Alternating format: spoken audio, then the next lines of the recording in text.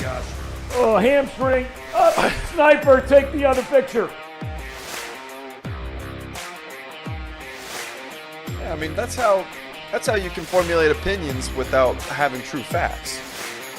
I'm telling you, think about it logically for just a second. Dear Reds fans, welcome back to the Zebra Zillionaires. It was a tough one yesterday. Live from Chatterbox Sports Studios, it's Off the Bench with Thom Brennaman.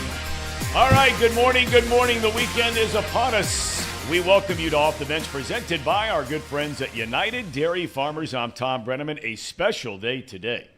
Coming up in a matter of moments, not only Casey and Trace and Elliot and Reed, but our main man. He's in town for the Reds Fest that begins today. Nick Kirby, welcome to the Chatterbox Studios. Well, hey, Tom. It's great to be in lovely Hamilton, Ohio. Amen. On a gorgeous day. Yep.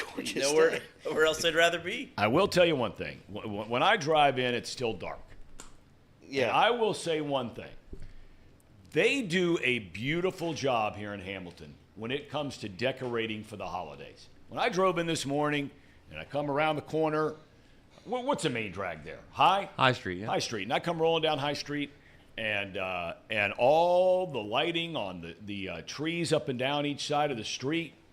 Those guys, men and women, that work for the city of Hamilton or Butler County, whatever it is, they do a great job. They do. They really do. They had it looking big time. Elliot, when you were over here during, they don't call it Pumpkin Fest. What do they call it? It was Pumpkin Town. Pumpkin Town, I believe. It wasn't Pumpkin Town. Operation Pumpkin Town. Operation Pumpkin. Pumpkin World, or it was something, yeah. What? Chucky Pumpkin, Chuck E. Cheese is Pumpkin Palooza. I think that's what it was. So something around there. I mean, can't we start the day off in a good mood and saying nice things? Do we have to Well, go no, there here's how the day started. Reed was sitting over here doing his job, and out of nowhere, the Chatterbox Reds boys just threw him out into the hallway. No doubt. I mean, where's Reed? Where is he? He's not We in were here, looking at Tom. him through the glass. He looked like an animal at the zoo.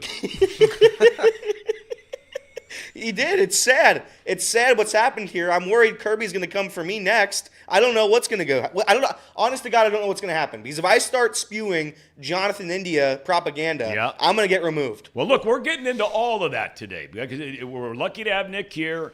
He's in town. He's got a lot going on at Reds Fest, which we'll get into here in a minute. But we are going to talk a lot here in the first hour about Reds baseball and everything that's sort of going on. We come your way Monday through Friday, 10 to 12 p. Very nice. Well done, Ben. Well done. You can find us on YouTube. That's the Chatterbox Sports page. We broadcast live on Twitter at CBox Sports. You can see it up there in the corner, CBox Sports. Or if you'd rather join us in podcast form, by all means, just search Off the Bench with Thom Brennaman. You're dialed in. Reds Fest, we said it, gets underway starting tonight. That's down at the Convention Center in the heart of downtown Cincinnati. It really is a great event. Doesn't matter whether you're a young fan, old fan, you're single, taking your boyfriend, your girlfriend, whatever, taking your wife, taking your kids. There's a little something for everybody. It truly is a fantastic event. Now, many of your favorites, past and present, will be there signing autographs, taking pictures. I'm sure Elliot will be down there like stalking somebody. The team comes into the weekend on a hot streak right now with a fan base. And let's face it, that's the first time in a long time you can say that. They surprised the baseball world, of course, with their play last year, just short of reaching the postseason by a couple of games. And they've been very active already in the offseason, having signed pitchers Emilio Pagal and Nick Martinez. The GM meetings are next week. Will the team make a big trade? Been a lot of talk about that. We'll ask Nick about that here in a matter of moments. Bengals will be in the bubble, undoubtedly, for practice today, getting ready for Monday night's showdown in Jacksonville. Is showdown the right word there, Casey? Showdown in Jacksonville? I guess. They're still alive for the playoffs, you know. I suppose they are. I mean, What's so funny? Well, what's so funny is that you said they're still alive for the playoffs. Casey, I think go you ahead. accidentally I'm slipped not listening up. to this. Go ahead, Casey. I share the same sentiments as Elliot. I think it's a little funny that we think they're still alive for the playoffs, but I guess It's showdown. not a matter of whether I we guess. think they're alive. They are mathematically alive. And Zach Taylor he pronounced, yes, we are. We're in the hunt. This seems like satire. I mean, there's that at no point. This is reporting. These are facts. That's what Zach Taylor said yesterday. When asked the question, are you still in the hunt? He said, absolutely, we're still in the hunt. I guess, technically. Just reporting the facts. Just the facts. Still no official word. They have an extra day on the injury report and all that, and an extra day to heal up. Will T. Higgins come back? Cam Taylor-Britt, Logan Wilson, who got hurt last week. On the field, it might have been the most exciting game in the NFL this season. Last night, Dallas Cowboys rallied in the final minutes to beat Seattle in a wild one, 41-35. The only downer, if you watch the game, every other play was a penalty. 19 of them for 257 yards. That ain't good in prime time when you're putting on your product. The Seahawks gashed the Dallas defense, but one cannot deny, not even me, who has denied Dak Prescott for a couple of years right now. He's rolling. 29 of 41, 299 yards, 3 touchdowns, 0 picks. He has thrown for the third most yards in the NFL this season. He has 26 touchdowns against only 6 interceptions. The Cowboys are averaging 42 points per game in their last 4, all wins, and are tied for the second best record in the NFL. And next week, a showdown with a team with the best record in the NFL. Their division rivals, the Philadelphia Eagles. That game in Big D. Speaking of the Eagles, they stand at 10-1. And Sunday's game, many have been waiting to see since the schedule came out. It's a rematch of last year's NFC Championship game. 49ers rolling in. Are they favored in that game, did you say? Yeah, by 3. The 49ers. Yes. At 8-3, who lost to the Bengals. That's correct. Right? Yep. And they're favored over the 10-1 battling Eagles. Well, since their 3-game skid, Tom, they've had 15 sacks. They've led the league in creating turnovers. I mean, they're just dominating right now on defense. And then on offense, they got healthy. So, yeah, that was against guys like Trevor Lawrence. That ain't Jalen Hurts, dude. That ain't Jalen Hurts. I don't know. I'm just telling you the facts. Man's man there. AFC North. Baltimore is off this weekend. Hard to believe they've gone this far in the season without their bye week, but that's the case for other teams as well. The Brownies will play the Rams in L.A. Joe Flacco might be the starting quarterback in that game for Cleveland, as Dorian Thompson-Robinson is still in concussion protocol. College football, championship weekend, monster games with playoff implications starting tonight. Unbeaten Washington plays once beaten Oregon. Of course, that one loss was to Washington. That's the final Pac-12 championship game as we know it. Both of those teams, along with SC and UCLA, off to the Big Ten next year. Speaking of the Big Ten, Michigan and Iowa play in Indianapolis for that championship game. Texas and Oklahoma State in the Big 12 final. In the SEC, Trace's Georgia Bulldogs will take on their big rival. Here comes Nick Saban in Big Bad Alabama. Here they come. In the ACC, number 4, Florida State looks to stay undefeated. Noles take on number 14, Louisville, in the ACC title game. And last but not least, it pains me to say it, as a graduate of The Ohio University, but I got to give it up to Chuck Martin and the Miami Redhawks. Tomorrow at noon, that game will be on ESPN. They play in the MAC championship game against Toledo. That was a good game earlier this year. Miami's only conference loss was to Toledo. College hoops, number 6 and unbeaten Houston comes to the Cintas Center tonight to take on Xavier. Tip at 6:30 on FS1. The Muskies are trying to rebound from that shocking home loss to Oakland. Do we ever figure out where Oakland is? No. I think it's the northern hemisphere of the country, I would say. Northern. It's Is that a somewhere up Canadian school? there. Yeah, maybe Canada. It's right on the border. Yeah, it is. Right across Yeah, it is. the river. Right across. It is. It is. May as well be Canadian.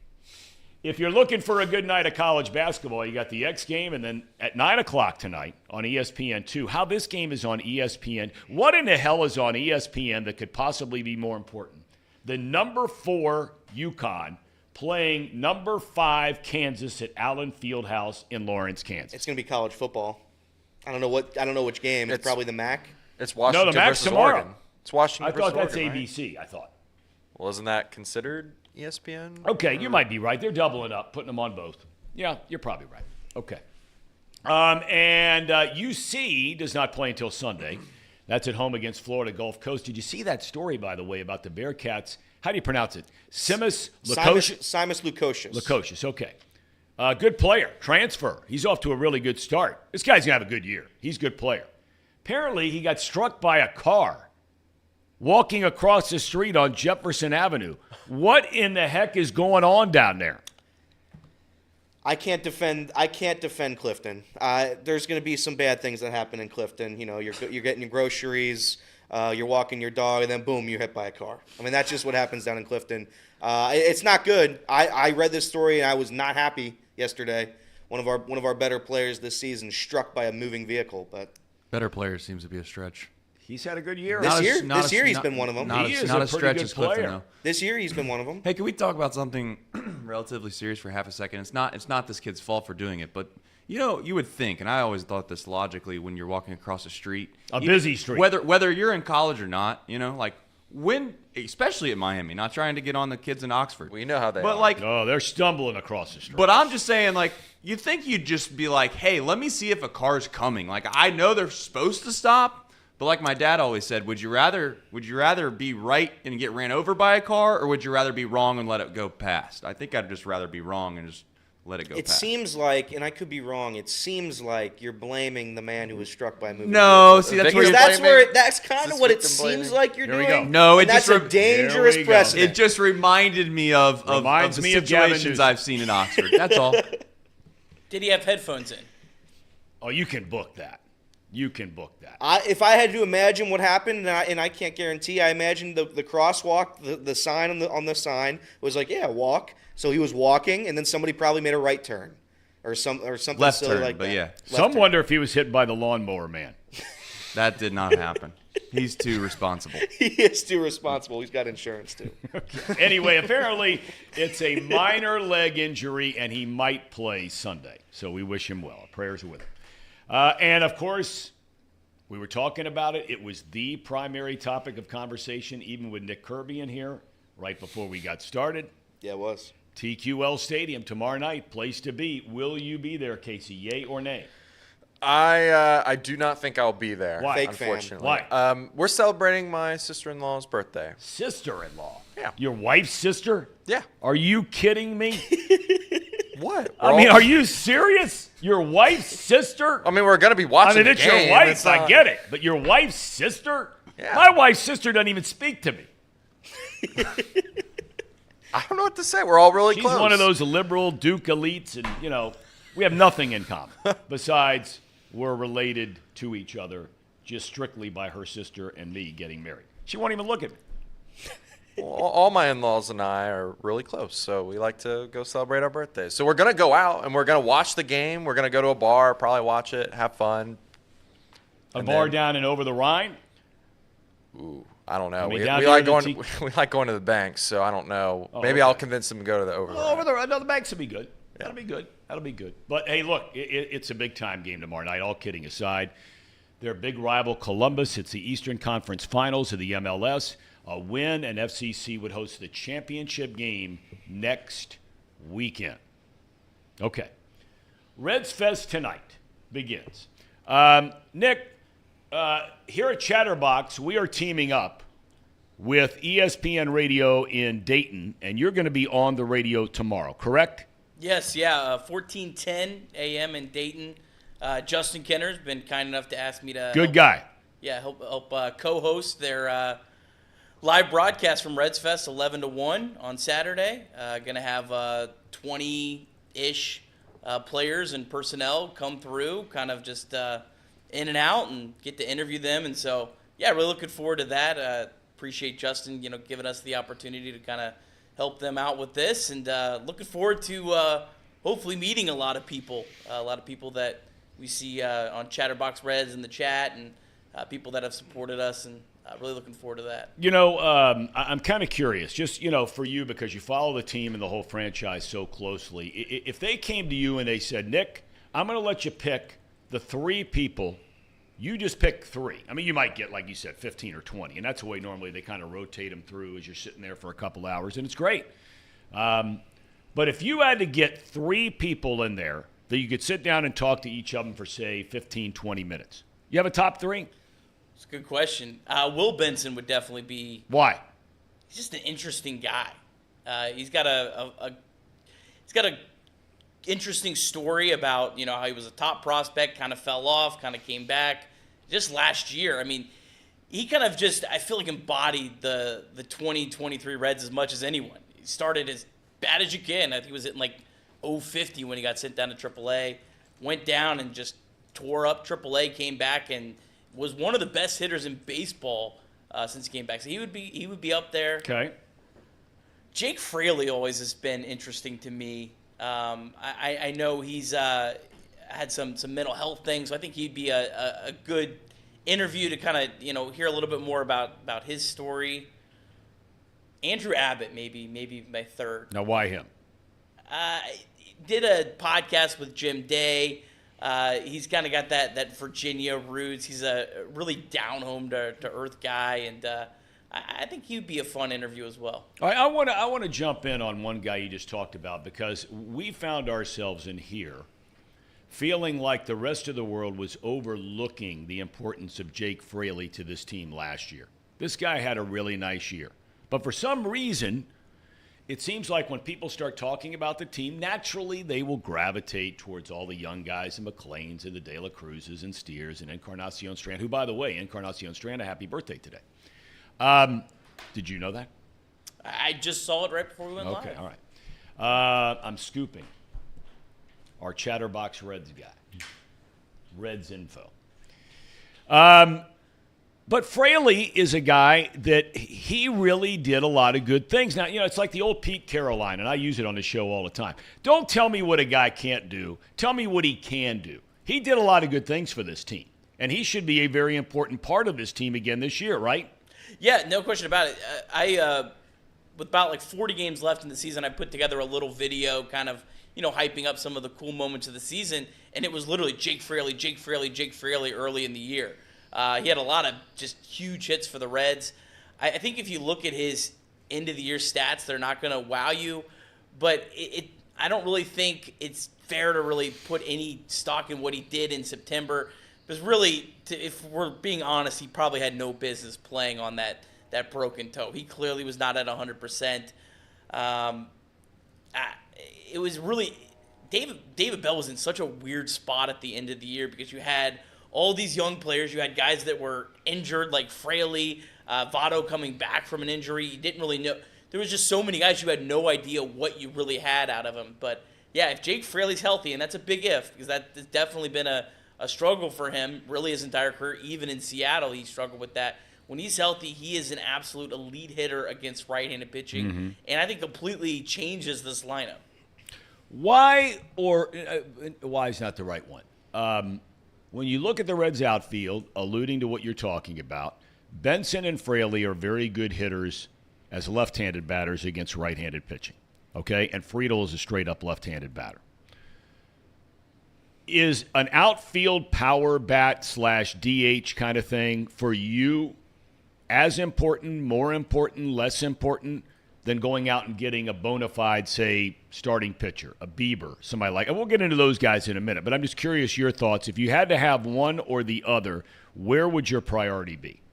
I know you want both, but if you had one or the other. Yeah, I mean, I'll kind of hedge a little bit. It depends on what you could get. I mean, if you could guarantee me Jorge Soler right now, I think I'd take him over just about any starting pitcher. I just feel like he's that one piece that takes this lineup from one spot to the next level. Absolute elite hitter against left-handed pitching, one of the best in baseball, and feels like he's built for Great American Ballpark. Now, I would probably DH him more, but you could have Spencer Steer slide into the outfield and kind of be a platoon with Fraley. And that's the nice thing, is the Reds have a lot of flexibility.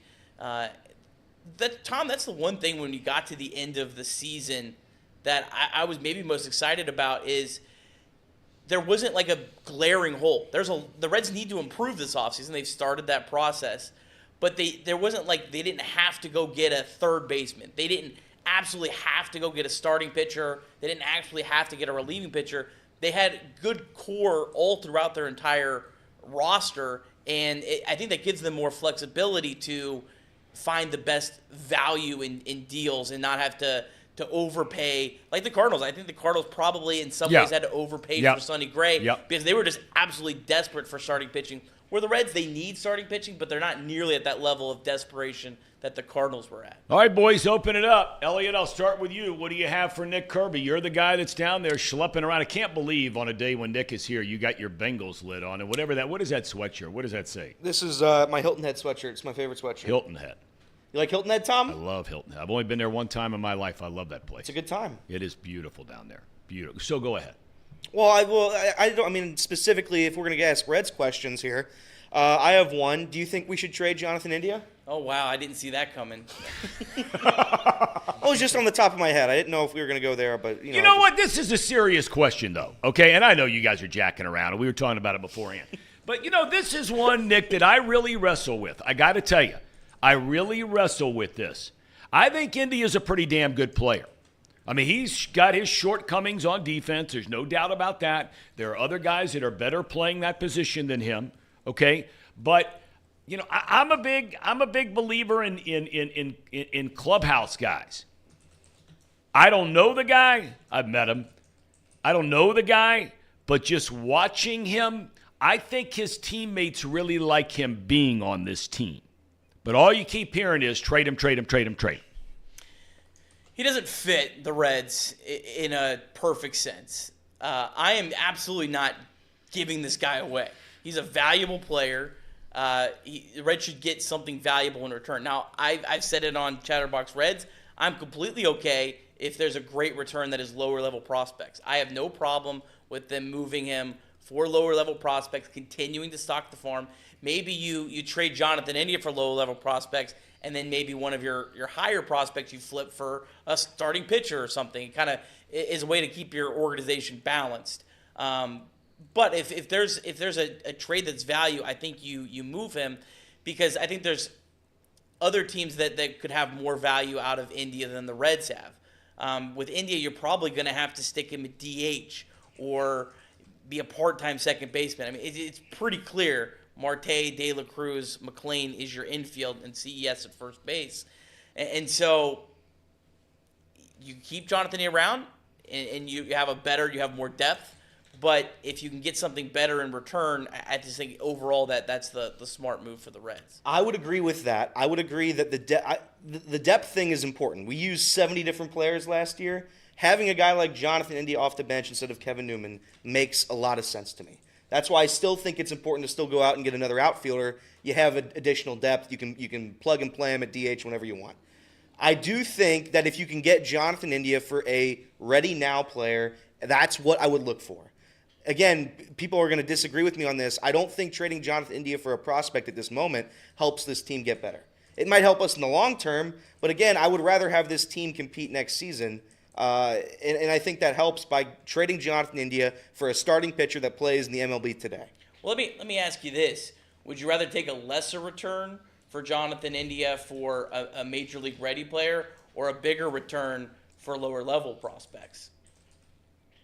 Because I have a difficult time seeing a team that wants Jonathan India being willing to trade an expendable major league ready player. Because if you're trading for Jonathan India, that would be a package. It's a win now move. Because Jonathan India's we know his deficiencies defensively. Yep. But if the Reds were, I said this the other day. I think you need to find a team that was where the Reds were going into 2020, where the Reds had to go out and sign Mike Moustakas because they just absolutely needed a second baseman. Mike Moustakas was not the absolute perfect fit, but you had to get a guy like that because you didn't have enough offensive pieces. There's got to be a team that was kind of where the Reds are, but I have a hard time seeing a team that is in that spot also being willing to trade a valuable pitcher because everyone needs pitchers. I would agree. So what would happen is they would package a prospect with Jonathan India to get a ready now player. Is how I see this. To answer your question, if we load up on prospects, sure. If it's a lottery deal and we're getting 2 very good prospects, elite prospects, then yeah, I'm trading Jonathan India for that. But if they're going to be like, if we're just going to get some subpar AA players, what are we doing? I'd rather have a player now. I'll trade someone else in AAA. I'm trying to think right now. I don't want to trade Connor Phillips, so that's not a name I would throw out. But there's somebody else that we could package with Jonathan India to get a ready now player. I firmly believe that. And if you can't, and if you don't like the deal, you keep him as depth. I don't think maybe it's not what he wants to do, but it's not terrible to have this guy off the bench. If Elly De La Cruz starts whizzing balls around the infield, hitting Elvy in the nose again, we're going to need Jonathan India there. So I don't want Cincinnati to rush him out of town just for the sake of rushing him out of town, because we need depth. The Reds need depth. Trace, you are the co-host of Chatterbox Reds with Mr. Kirby, one of the 10 most popular baseball shows on Apple, Spotify. Yeah, you guys can roll your eyes, man. I mean, look, you guys roll your eyes about it. I jack around a lot in here. There's no doubt. I don't jack around when it comes to this kind of thing. The numbers tell the story. Of all the podcasts that are out there, you two guys are doing a top 10 in the United States show that people love to watch and listen to. So, why don't you jump in here with your partner in crime, Mr. Kirby? We're talking about anything you want to talk about as it pertains to the Reds. Anything you want.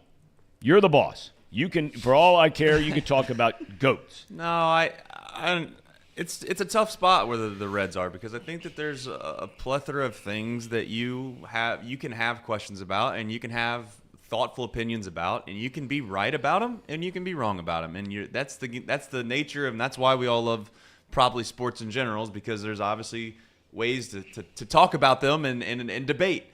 The Jonathan India thing has been talked about at length, to where at this point, kind of, I hate to use the term, it is what it is, but I'd love a scenario where Jonathan India would at least consider moving, and if he's willing to do that, then I've said it before, Tom, I think that there's a spot and there's a reason that you would want to keep Jonathan India. As far as the depth piece and things of that nature, and I know this sounds criminal when I say this, if the depth is still reliant on a guy to go out there and play second base the way that Jonathan India plays second base, I have no interest in seeing it. I really don't. And I don't mean to be like killing a guy that's done nothing but great things for our organization too. So I try to be hesitant when you talk about Jonathan India, because no matter what you say, sometimes people only want to pick out the negative things that you want to talk about. His defense at second base is not going to be. It can't be a thing again. It just can't. If the guy plays more than 40 games at second base, then something has gone wrong in this organization. Jonathan India can be a guy where you can spot. Whoa, hang on. I just want to interrupt real quick, because go ahead. if I look at that, and I'll let you get back to it. I don't mean to interrupt. No, please do. But I'm saying, when you say that about India, okay, we know the struggles, for example, that Elly De La Cruz had last year batting right-handed. He had struggles batting right and left-handed for the last month. Correct. Okay, well, I mean, why couldn't you see on days when a left-hander's on the mound, why couldn't you see McLean going to short and playing India at second? The reason for that is simple, Tom. I think that anyone with reasonable, thoughts and opinions would be able to look at Elly De La Cruz and say, okay, this guy isn't polished yet, or we should give him a little bit more time to get a little more acclimated to this league and figure out what he is and what he isn't. Right. Jonathan India has proven what he is at second base. We know it. Yeah. And if you know what? I'll tell you right now, Tom. I'll sell Chatterbox Sports, the rest of my company, to anyone for free if Jonathan India ever wins a Gold Glove at second base. Okay? It's not going to happen. It is impossible. At some point in life, you realize you're either good at something or you're not good at something. It's similar to Elliott's golf game. He can go practice for 1,000,000 hours, and he's never going to win the Masters. Jonathan India can do whatever he wants in the offseason. He's never going to win. He's never going to be better than Matt McLean at second base. Right. To your point, though, Elly De La Cruz, I could argue in 2 years' time or even next year, could be one of the better defensive second basemen because the tools are there. Whether he can be consistent is another question. Yeah. And I think that's a good question, Tom, is how long is the leash for a guy like Elly De La Cruz at shortstop if he showcases what he did showcase last year defensively, which is, hey, it's great at times, but if he's not going to be able to make the routine plays, we do have a problem there, right? Then you have question marks about, okay, what do you do? And Matt McLean, for all intents and purposes, has looked excellent when he's played shortstop as well. So he is an option to replace Elly there. And then you have all the critics, or not the critics, but the people that want to get on Elly's defense and say, well, we move him to the outfield. He'll be an unbelievable outfielder. Well, you don't know that either. Yeah. So as unfortunate as this is to say, this franchise has a lot of missing answers. They have a lot of questions going into next year. And I would just venture to say, I don't want to just get rid of Jonathan India, but if he's going to play second base again, this franchise has gone wrong. I don't think there's really, I don't even think that's a debate, Tom. So the simple question to Jonathan India, if I'm sitting next to him, is simple. It's like, listen, man, do you want to move positions to still stay with this in this franchise? Or are you a guy like a Nick Senzel who you'd rather just get a fresh start somewhere else? You're tired of hearing about how you can't play second base in this town. And would you rather just do that? And that's okay if the answer is he'd rather go somewhere else. That's a competitor. I'm fine with that answer. But we can't sit here and say, I'm the team captain. I love this team. I love this franchise. I bleed Cincinnati Red. And then turn around and tell me that you don't want to move positions to help the team. Well, you can't have it both ways. Well, you bring up a good point. Remember now, we had India's agent on this show. We've had him on the show a couple of times, Scott Boras. And we asked him this very question about players moving. And he made reference, and I'm drawing blank. Nick, maybe you'll be able to help me here. I think it was somebody maybe in Minnesota in the American League, another client of his, that was asked in the middle of a season last year, a third of the way through the season, and like a game or two in, he blows his ACL out there trying to do something he hadn't done all year long. I'm drawing a blank on who that was. There was some kind of severe injury to the player after he had moved right in the middle of the year. But you bring up a great point. And this is what I have always been critical of when it comes to the Reds as an organization. They don't ask guys to be a Ben Zobrist. They don't ask him to be. Now, Steer, played the outfield last year, played first, plays third. He would be the closest thing to that, but he's not the athlete. People forget, Zobrist was a hell of an athlete. We remember him in his later years. But, man, he was an athlete. 6'3", 6'4", could run like the wind when he came up, could move around, excellent defender no matter where you put him. I mean, I would think if you were going to at least ponder that somebody should have had that conversation with India, if not during the season last year, and there was a lot of talk about that, at least when the season came to an end, that basically Trace laid out exactly what you just said. Hey, if you want to be here, we like a lot of the things you can do for our team. There are a lot of positives to Jonathan India. But if you would rather not consider moving to the outfield where maybe one day against a left-hander, we start you instead of Benson. Maybe another day against a left-hander, we start you instead of Fraley. Steer's going to play every day. He's playing every day. And he should play every day. But, I mean, I think that's a fair question to ask that of Jonathan India. I think the fact that there hasn't been any even rumblings about him moving position kind of feels like the writing on the wall at the Archer chair. I do have one point on Elly De La Cruz, though. Elly De La Cruz was in the 85th percentile for outs above average, which I believe most people believe is the best way to measure shortstop's defense.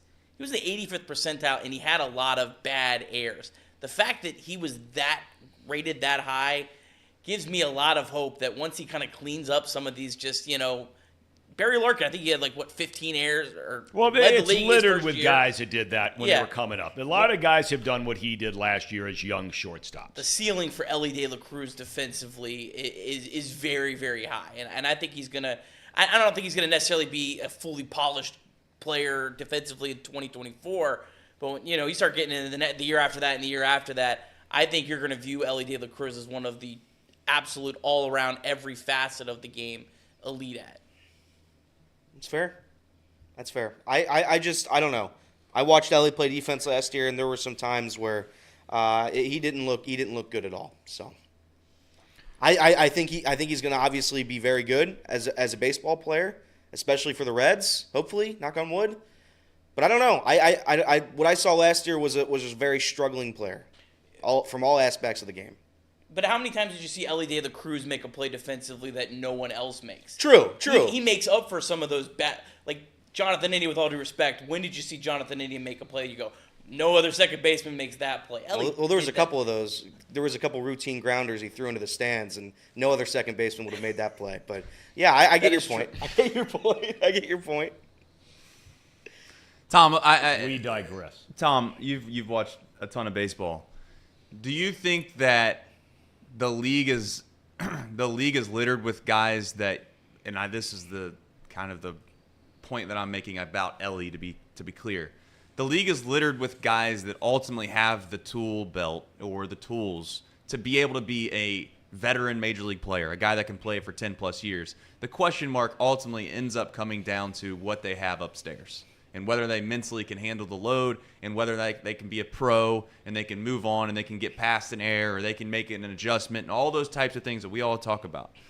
Do you think that have you ever seen a player, is the question I'm asking, that can overcome that just based off of straight skills, talent? Well, look, I remember like it was yesterday when I was announcing the Cubs games, and man, we're talking 30 years ago here, 30 plus years ago. But I remember like it was yesterday when we the Cubs, were playing a lot of day games, overwhelming majority, not nearly the number of night games they play now. And so, when I was doing the games, you do the game during the day, you get finished, you go back home, you flip on the ball game at night, and there are the White Sox every night, right? And here is this young guy, Sammy Sosa. And you're watching this guy, and you're going, if there's ever an unbroken colt in the history of baseball, and I think that's what De La Cruz is. He's an unbroken colt at this point. And so within a year and a half, the Cubs make a trade. They send George Bell to the White Sox, and they bring in Sammy Sosa. So now I'm out. I can still see it right in front of me right now. Walking out in Mesa, Arizona, old Hohokam Field, and Sammy Sosa, his arms are about that big around, but they're nothing but steel. He's just skinny, lean, long, looks a lot like De La Cruz, not nearly as tall. But, man, you're sitting there watching, and you're going, whoo, man, this guy, there's some talent here now. And there were a lot of people that asked the same questions about him. Would he be a guy that would be able to put it all together? Could he handle doing this? Could he handle doing that? And I'm not suggesting people are saying those same things exactly about De La Cruz. Maybe you'd agree or disagree. But the bottom line is he turned out to be pretty damn good. And now, I don't care about all the PED stuff. We don't know that for sure at the end of the day. But I'm just saying, he reminds me, De La Cruz reminds me a lot of a very young. He's been compared to Vladimir Guerrero and guys like that. That's strictly because of his build. But as far as just an athlete and the ability to do things, and back in those days, Sosa was running like the wind. And he was an outfielder and his great arm and all this sort of stuff going around, but he'd misplay some balls out there on a pretty regular basis. He ended up turning into a decent outfielder. And obviously the offensive numbers speak for themselves. That's who De La Cruz reminds me of, and some people may think I'm crazy for saying that. I'm old enough to remember the guy. Maybe that's why. De La Cruz has the potential to be the best player on the planet. Now, will he get there? I have no idea. Right. But you don't get that kind of lottery ticket very often. Yeah. How many players have come through the Reds in the last 20 years, and you go, that guy could be the best player on the planet? Well, not one in 20 years. The last guy you said that about was Eric Davis. Maybe Joey Votto. Not the best player on the planet. He was never a guy that you were going to look at as being a guy that could beat you in the run game, that could beat you with his defense. I know he won a Gold Glove, but, come on. I never looked at him that way. I look at guys like, I'm with you on De La Cruz, or like Eric Davis. You look at them and you're like, man, if there is a way that they can beat you, every way that there is, potentially De La Cruz could do it. Yeah, we have to remember, at the De La Cruz, 2 years ago, was still playing in low A ball. Right. The fact that he got up to the major leagues, had some success in even June of last year, was way ahead of schedule. So he's still ahead of schedule at this point. Now, if we get to the end of 2024 and it's the exact same story, then it's a totally different conversation. But I don't think there's been anywhere close to enough at-bats, enough of a sample size to really make anything definitive at this point. Yeah. I still feel just about the same as I felt about Elly De La Cruz when he came up. I'm with you. I'm with you all the way. Look, the guy, he's just so young and so raw, and you make a great point that a lot of us forget, me included. He's playing at A-ball. And all of a sudden he shows up and he did things we haven't ever seen around this place from anybody. And yeah, He might botch the routine two-hopper to short and throw it in the seats or bounce it in the dirt or kick it or whatever he might do. But, I'd take my chances. Let's put it that way. Since Reed's not in the room, I'm going to ask you a question, Tom, that I think that he's brought up many times that I think is actually very interesting and might be seeing into the future. Do you think that more and more guys are going to go away from switch hitting? You've been around this game a long time. That was very a prized possession as a switch hitter because of the platoon situation, or you can't bring a lefty in, you can't bring a righty in because they can switch hit, right? Well, if your splits, and for most switch hitters, their splits are drastically different. There's only a few guys in this game that have actually been able to successfully hit at a high level on the left and right side. I seen the other day Lance Berkman said that if he could do it all over again, he would not switch hit. Do you think that that is something that you could see Elly De La Cruz saying in maybe 1 or 2 years where you're like, okay, if it doesn't get significantly better from the right side, you're just going to stay up there and you're going to hit against lefties? Well, I think that's a possibility. I think it's definitely a possibility. I don't think there's any doubt about it. Do I think it's going to happen? I have no idea. I know one thing. I remember back when remember Andre Ethier, really good hitter for the Dodgers a number of years ago, left-handed Very batter. underrated hitter. Good player, man. Yeah. Good player. He grew up in Phoenix, and I got to know him a little bit. He's playing for the Dodgers, and we play him all the time. And he shared the story about, being a left-handed batter, a lot of people are quick to sit you down against left-handed pitching because, you don't see a lot of left-handed pitching. So his dad, who was a fireman in Phoenix, his dad was right-handed. And his dad started going out when Ethier was a little kid and it was clear he's going to be left-handed. He starts pitching balls against a garage in the back, left-handed. So he could start pitching to his son, left-handed, all the time. So his son would be able to hit left-handed pitching. And, you've got to have almost that kind of commitment from somebody in your life. At the major league level, maybe it's some coach. Maybe it's some guy you're paying on your own, whatever it might be. And you got to be committed to make the time to do both. Pete Rose made the commitment to be good at both. There are very few that have that commitment, and it's not a knock on them. You only have so many hours in the day. But man, oh man, if you're able to do it and just be relatively close, man, the impact that can have on your team. But, are De La Cruz's numbers like that even in the minor leagues? That big of a disparity? Do you know? Right and left? They drastically improved the Okay. last towards the end. Okay. Because I'm betting he's from a Dominican. Okay, if anybody's ever been to the Dominican, okay, it's one of the most beautiful countries in the world. It's also as poor can get. It ain't like Elly De La Cruz, who's now all of a sudden, what's he, 20, 21? 21. There's no way that guy, even going into an academy, there's no way he is getting the kind of practice that, say, an American kid out in the suburbs living in Mason might have access to getting. So if he's getting better, maybe ride that train a little while, right? Yeah, absolutely. Look, Elly De La Cruz is not a platoon player just because of how many ways he can beat you. He's different than, with all due respect, Jake Fraley and Will Benson. Yeah. Just because of all that he can do. So you need to give him every opportunity to play every day. And honestly, even if Elly De La Cruz has like a 600 OPS against left-handed pitching, he's still probably worthy of starting. I agree. All right, I want to get into what you think. I asked you this off the air. I really believe that Nick Krall's about to pull the trigger on a big deal. The two names we've heard the most, and it doesn't mean that those are the two guys that it has to be one or the other. You brought up Glasnow earlier. The other one is Shane Bieber. Now, you and I were going back and forth a little bit the other day. Bieber's making $10 million. He is a far superior accomplished pitcher as a starting pitcher than Glasnow. Glasnow is going to make $25 million next year. On a final year of a deal, Bieber will be on the final year of his deal. Right? Okay. Bieber had some forearm and elbow issues last year. Kept him out for different points in time.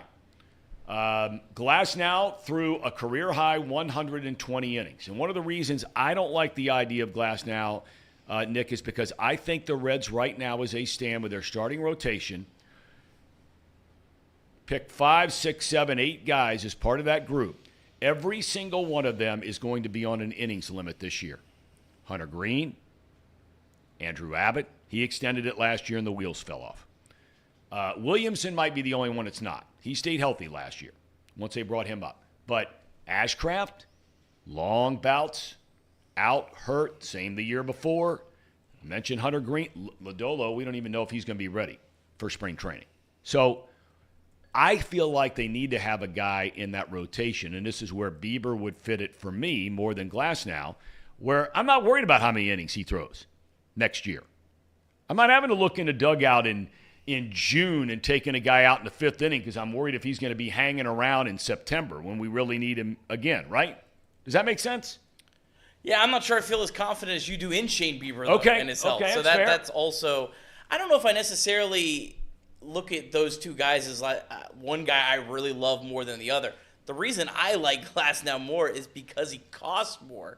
So you're hoping that a guy that costs more money, you're going to have to give less prospect back. Okay. Now, Jim Bowden's suggestion in The Athletic today was wild about how much he was saying – give up Lodolo or Ashcraft, give up Cam Collier or Sal Stewart, and give up Connor Phillips. All three of those for that would be insane for the Reds. The Reds should never be making a deal like that for a guy with 1 year left on his contract. But assuming that Glasnow could be a little more prospect cheaper, just because he's earning a lot more, that's why I lean more to him more so than anything else.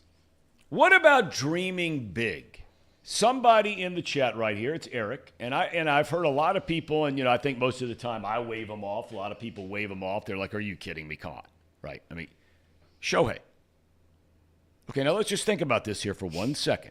I know it sounds ludicrous, okay, but if you were saying to the guy, "Hey, 2 years,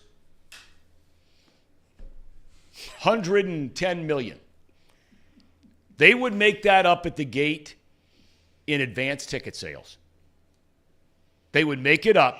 If they added right now $50 million to one player. Now, I wouldn't do it with Shohei because he can't pitch this year. I wouldn't do it. If I knew he could pitch, I'd do it in a heartbeat.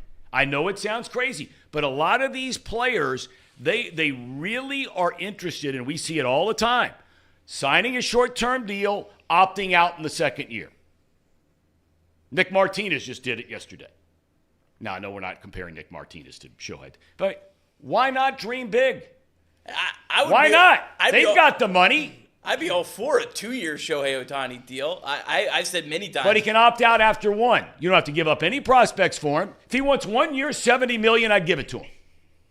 I have no problem with that. I mean, what would be wrong with that? I don't think he's going to. No, but I'm saying if all of a sudden he knew he could become a free agent again in 2 years, okay, it's like the same thing a lot of these players face when they're going to arbitration, is that you say, okay, well, if I sign, and who was a guy this year that he had a terrible year, and now the team has to pay him 20-something million next year, and the guy's a stiff. Well, what happens if all of a sudden Ohtani blew his elbow this year?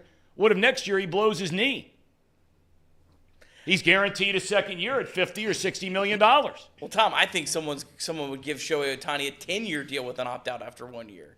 Well, you might be right on that. So, I mean, and that's honestly, that might be that's a good way of thinking about a Shohei Ohtani deal. Is I wouldn't be shocked if there's all kinds of opt-outs. Like he gets 10 years guaranteed, and he can opt out after 1, 3, 5, 7, wherever he wants. Yep. I mean, the guy can pretty much do whatever he wants. With at least like the top 4 markets, he's really can dictate a lot of that more so than maybe more so than any player we've ever seen before, just because of how much of a unicorn he is. Yeah, I don't know why you at least can't think big.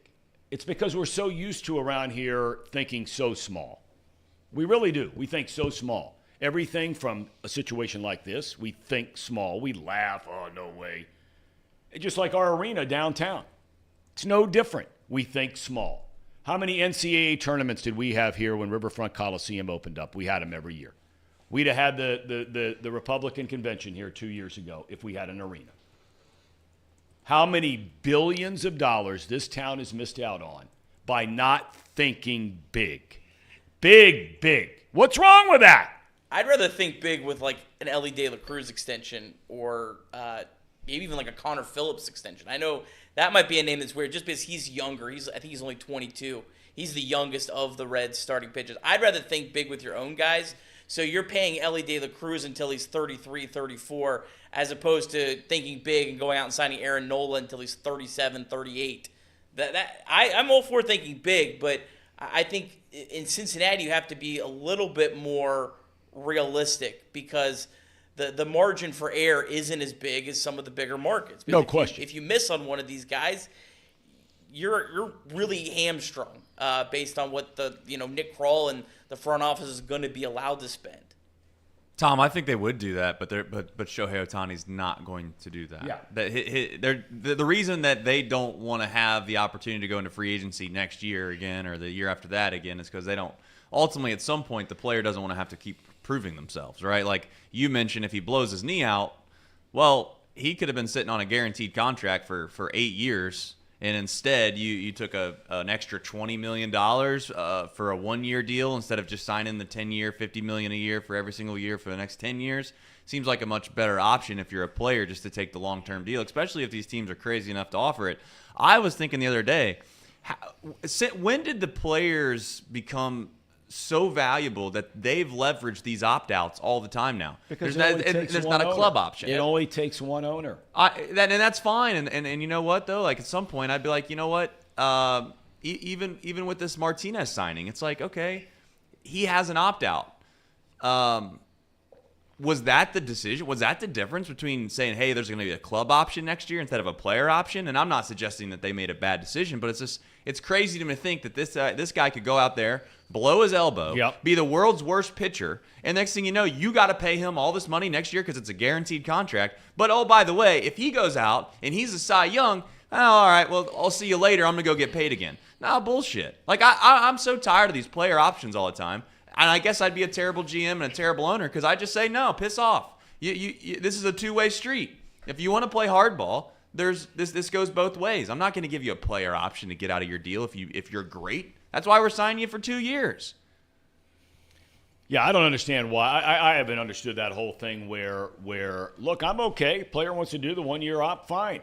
But if I'm sitting on the other side of the negotiating table, I'm saying, you know what, we want the same thing. Yeah. If you're going to ask for it, no problem. Happy to do it for you. But you know what? Same deal for us.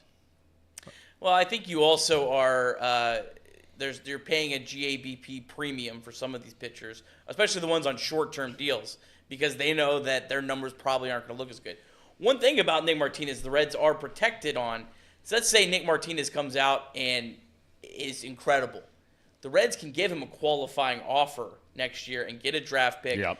And I know people scoff at those, but right now the Reds pick for Nick Castellanos is Sal Stewart, who's flying through the Reds prospect ranking. So the Reds could get some value if he does opt out.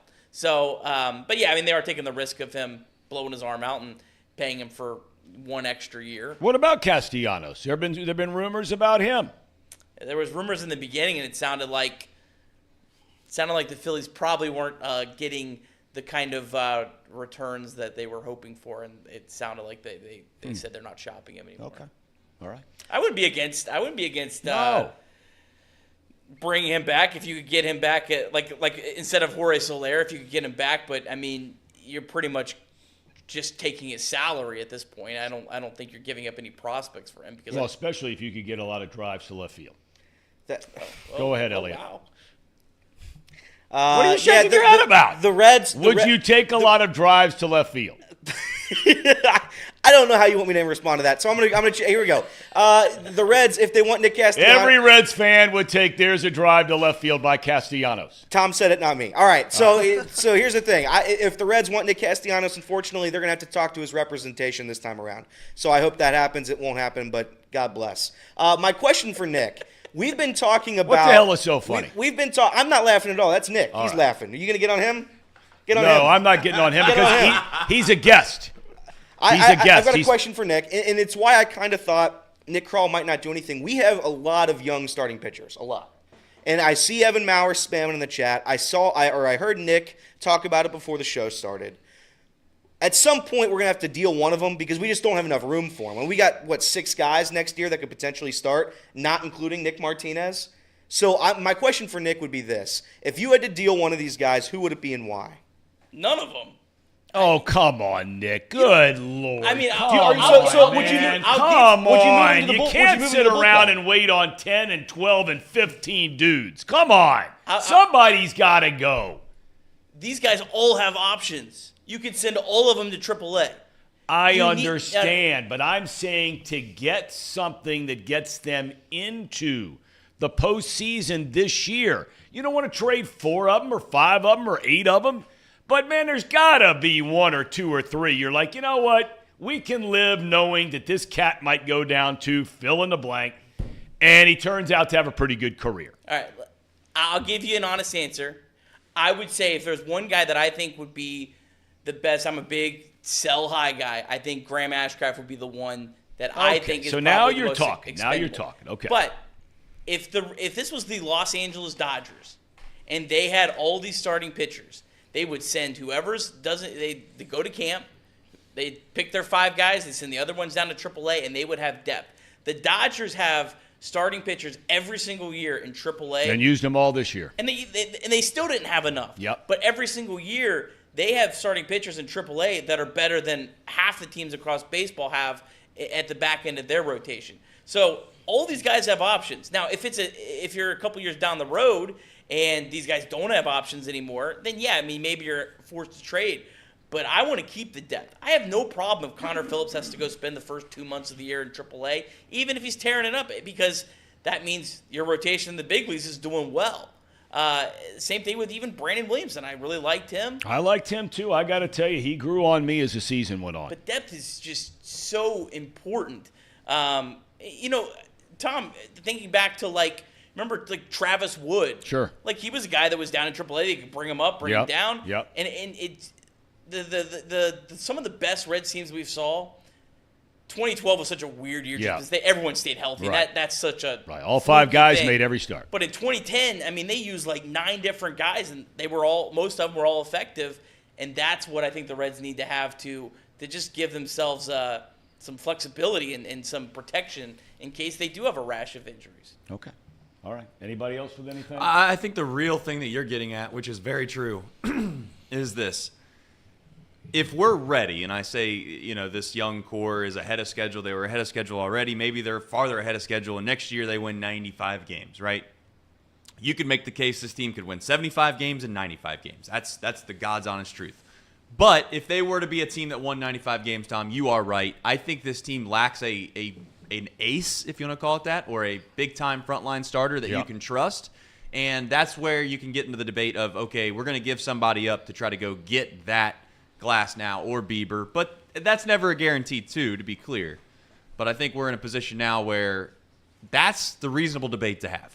Would you rather give up one of these guys that you might be pissed off about in 3 years because you gave them up and they're now prospering somewhere else, like Lodolo, maybe it's Ashcraft. Again, I don't think they'll do it, but maybe it's like a Petty's of the world, maybe Connor Phillips. Or do you just sit on your hands, and a lot of people get pissed off about that, and just trust the fact that these guys will actually get better? I don't know. That's a reasonable debate. Is Hunter Green going to be a frontline starter? Is he going to be an ace next year? Is he going to be a guy where you watch him pitch and you're like, you know what? I could only pick maybe 5 guys in the National League that I would rather have on the mound than Hunter Green. I don't know. It certainly hasn't been that yet, but it's possible. But I don't know what you do. The Reds are in a tough spot. Well, here's the thing.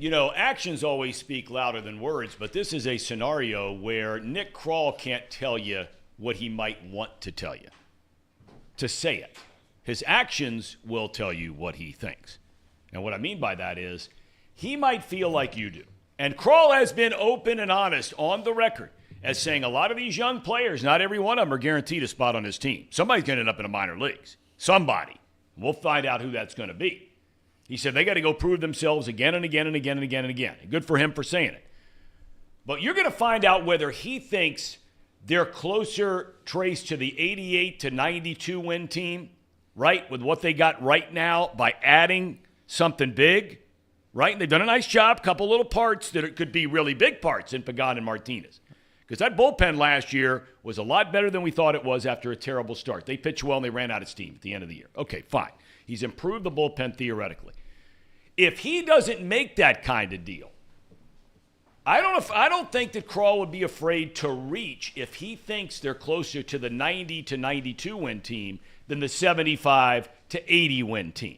Is that fair to say? Yeah, I think it's fair. That we will know what he really thinks about this group's chances by what he does or doesn't do between now and spring training. Yeah, I think that the in some ways you'll be able to see how aggressive he is. I do think though that Nick Krall's going to approach this a little bit different than I think the Reds approach this in the past. Whereas, let's say, especially more so maybe the trade deadline than anything else, I don't think the Reds are going to maybe be in first place in the NL Central 1 year coming up. I don't think they're going to be blowing up the farm system for any given year. I think Nick Krall's made it very clear we're not doing that. It's a long-term approach, and I'm all for that. I think that's how you win in a small market is to try to win now, but also be thinking 3, 4, 5 years ahead at the same time. You got to be able to do both to have any chance of, I think, having success. Everyone loves to point to the Reds' failures in the playoffs.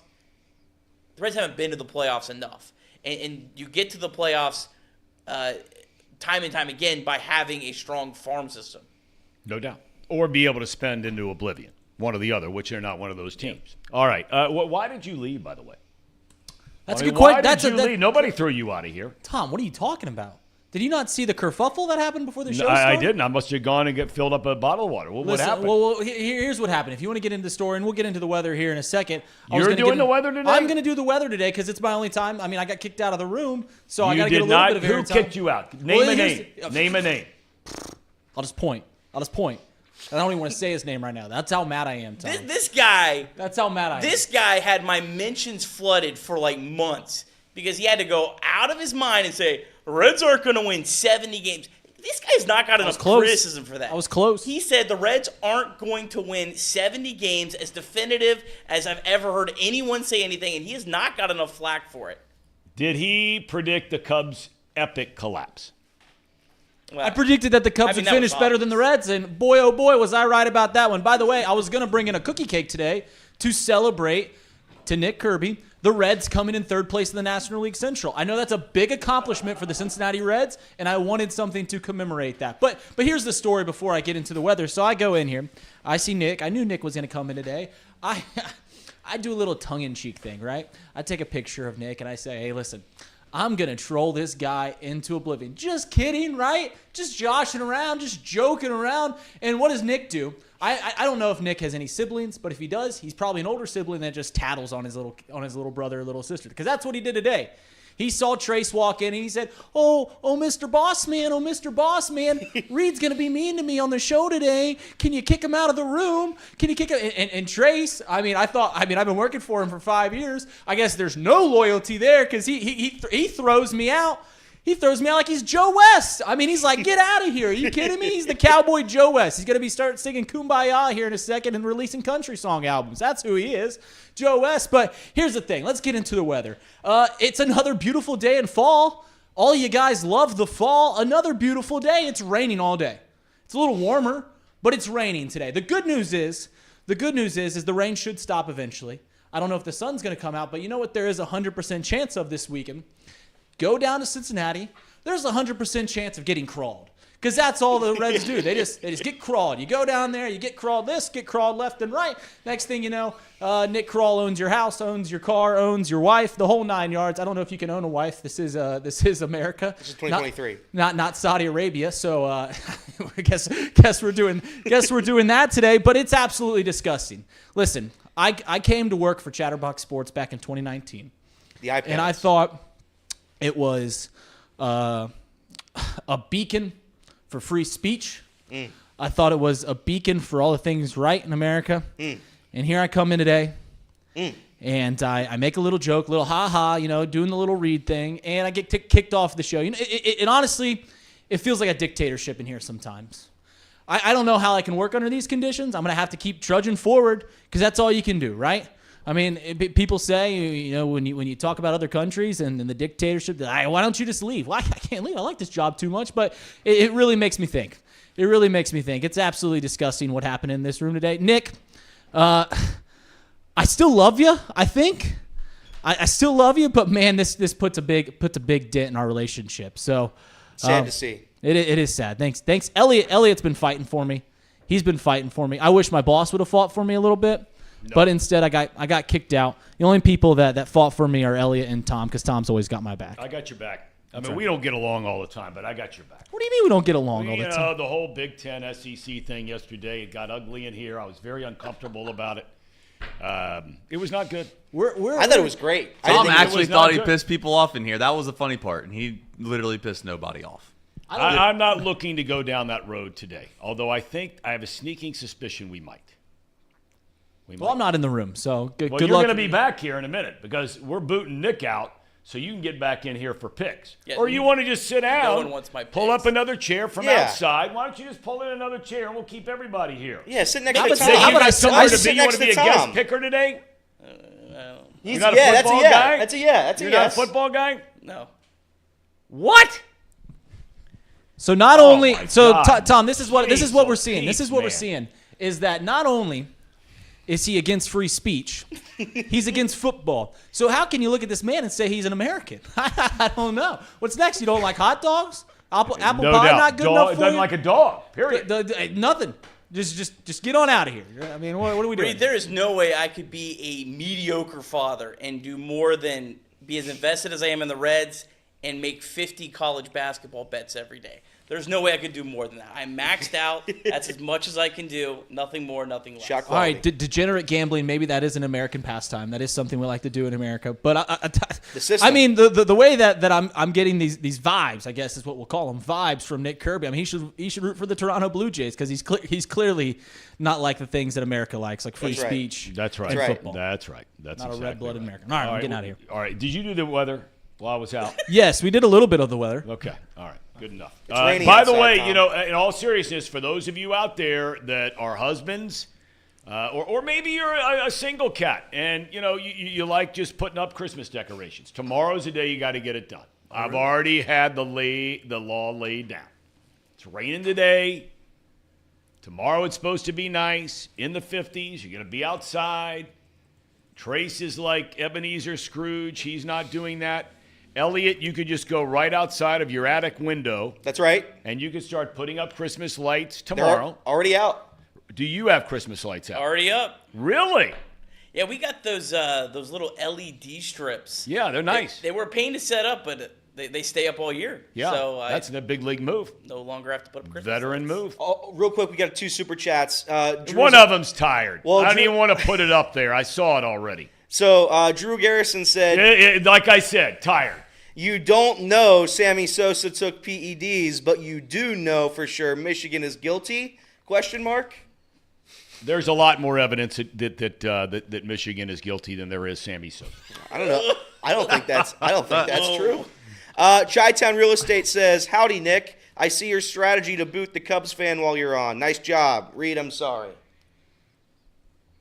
Shit happens. Oh, this is a kid show. Oh, my God. The hell was that? I tell you, Mouse Cop is back with his regular name today. Didn't he change it for a while there? Yeah, it was. It was Team Reed. Team Reed. Yeah, he's off Team Reed. He is off Team Reed. Tom, are you like the classic white Christmas lights? Are we colored? It all depends. What are we doing here? It all depends on what's working. I mean, that's the problem. You buy these things, and they are designed to be an instant defect. So when I start pulling that stuff out tonight to get it ready for tomorrow, and, you plug them in, we'll see what works. And if you got to run down to Target or Walmart or wherever you got to go to get some new ones, and you go get some new ones. You more of a colored light person, or do you like the classic white? I like the white lights. I do. Let's make that the poll question of the day. Classic white or colored lights? Yeah. Gotcha. I like them both, though. I love driving by and seeing all the Christmas decorations. That's an elitist thing, right? To not have any of the colored lights. It's it's not like the red, green. You want all those. You want the more festive ones than the just boring ones. Casey's are orange and black. That's true. Or actually, today, orange and blue. That's right. Love you actually have 3 different layers of FC stuff on today. You have the lid, right? the sweatshirt, and I got. we don't want to see your boiler, so just go ahead and Another one. big time. That's a hardcore committed. fan. But he's not going to the game I was going to say not that hardcore. because his I mean, third I'm cousin watching has a the game. birthday Because it's party. his Gaming. sister-in-law's birthday. Oh, my We're God. all watching the game at a bar. What do you want, Tom? You have birthdays every year, but your hometown club only plays for the AFC Championship. Is that what we're going to call it? Pretty much. Pretty Yeah, much. so they- Against the arch rival. Yeah, I mean, the Cleveland Browns are coming into town to play the AFC Championship, basically, is what's going on here. It's crazy. Crazy. But I mean, We're I would saying love it's to the biggest go. football game in the city since last season. I would love to and go. by football, what? Soccer. Okay. The tickets that Alex actually has tickets for like $50, like that she can buy.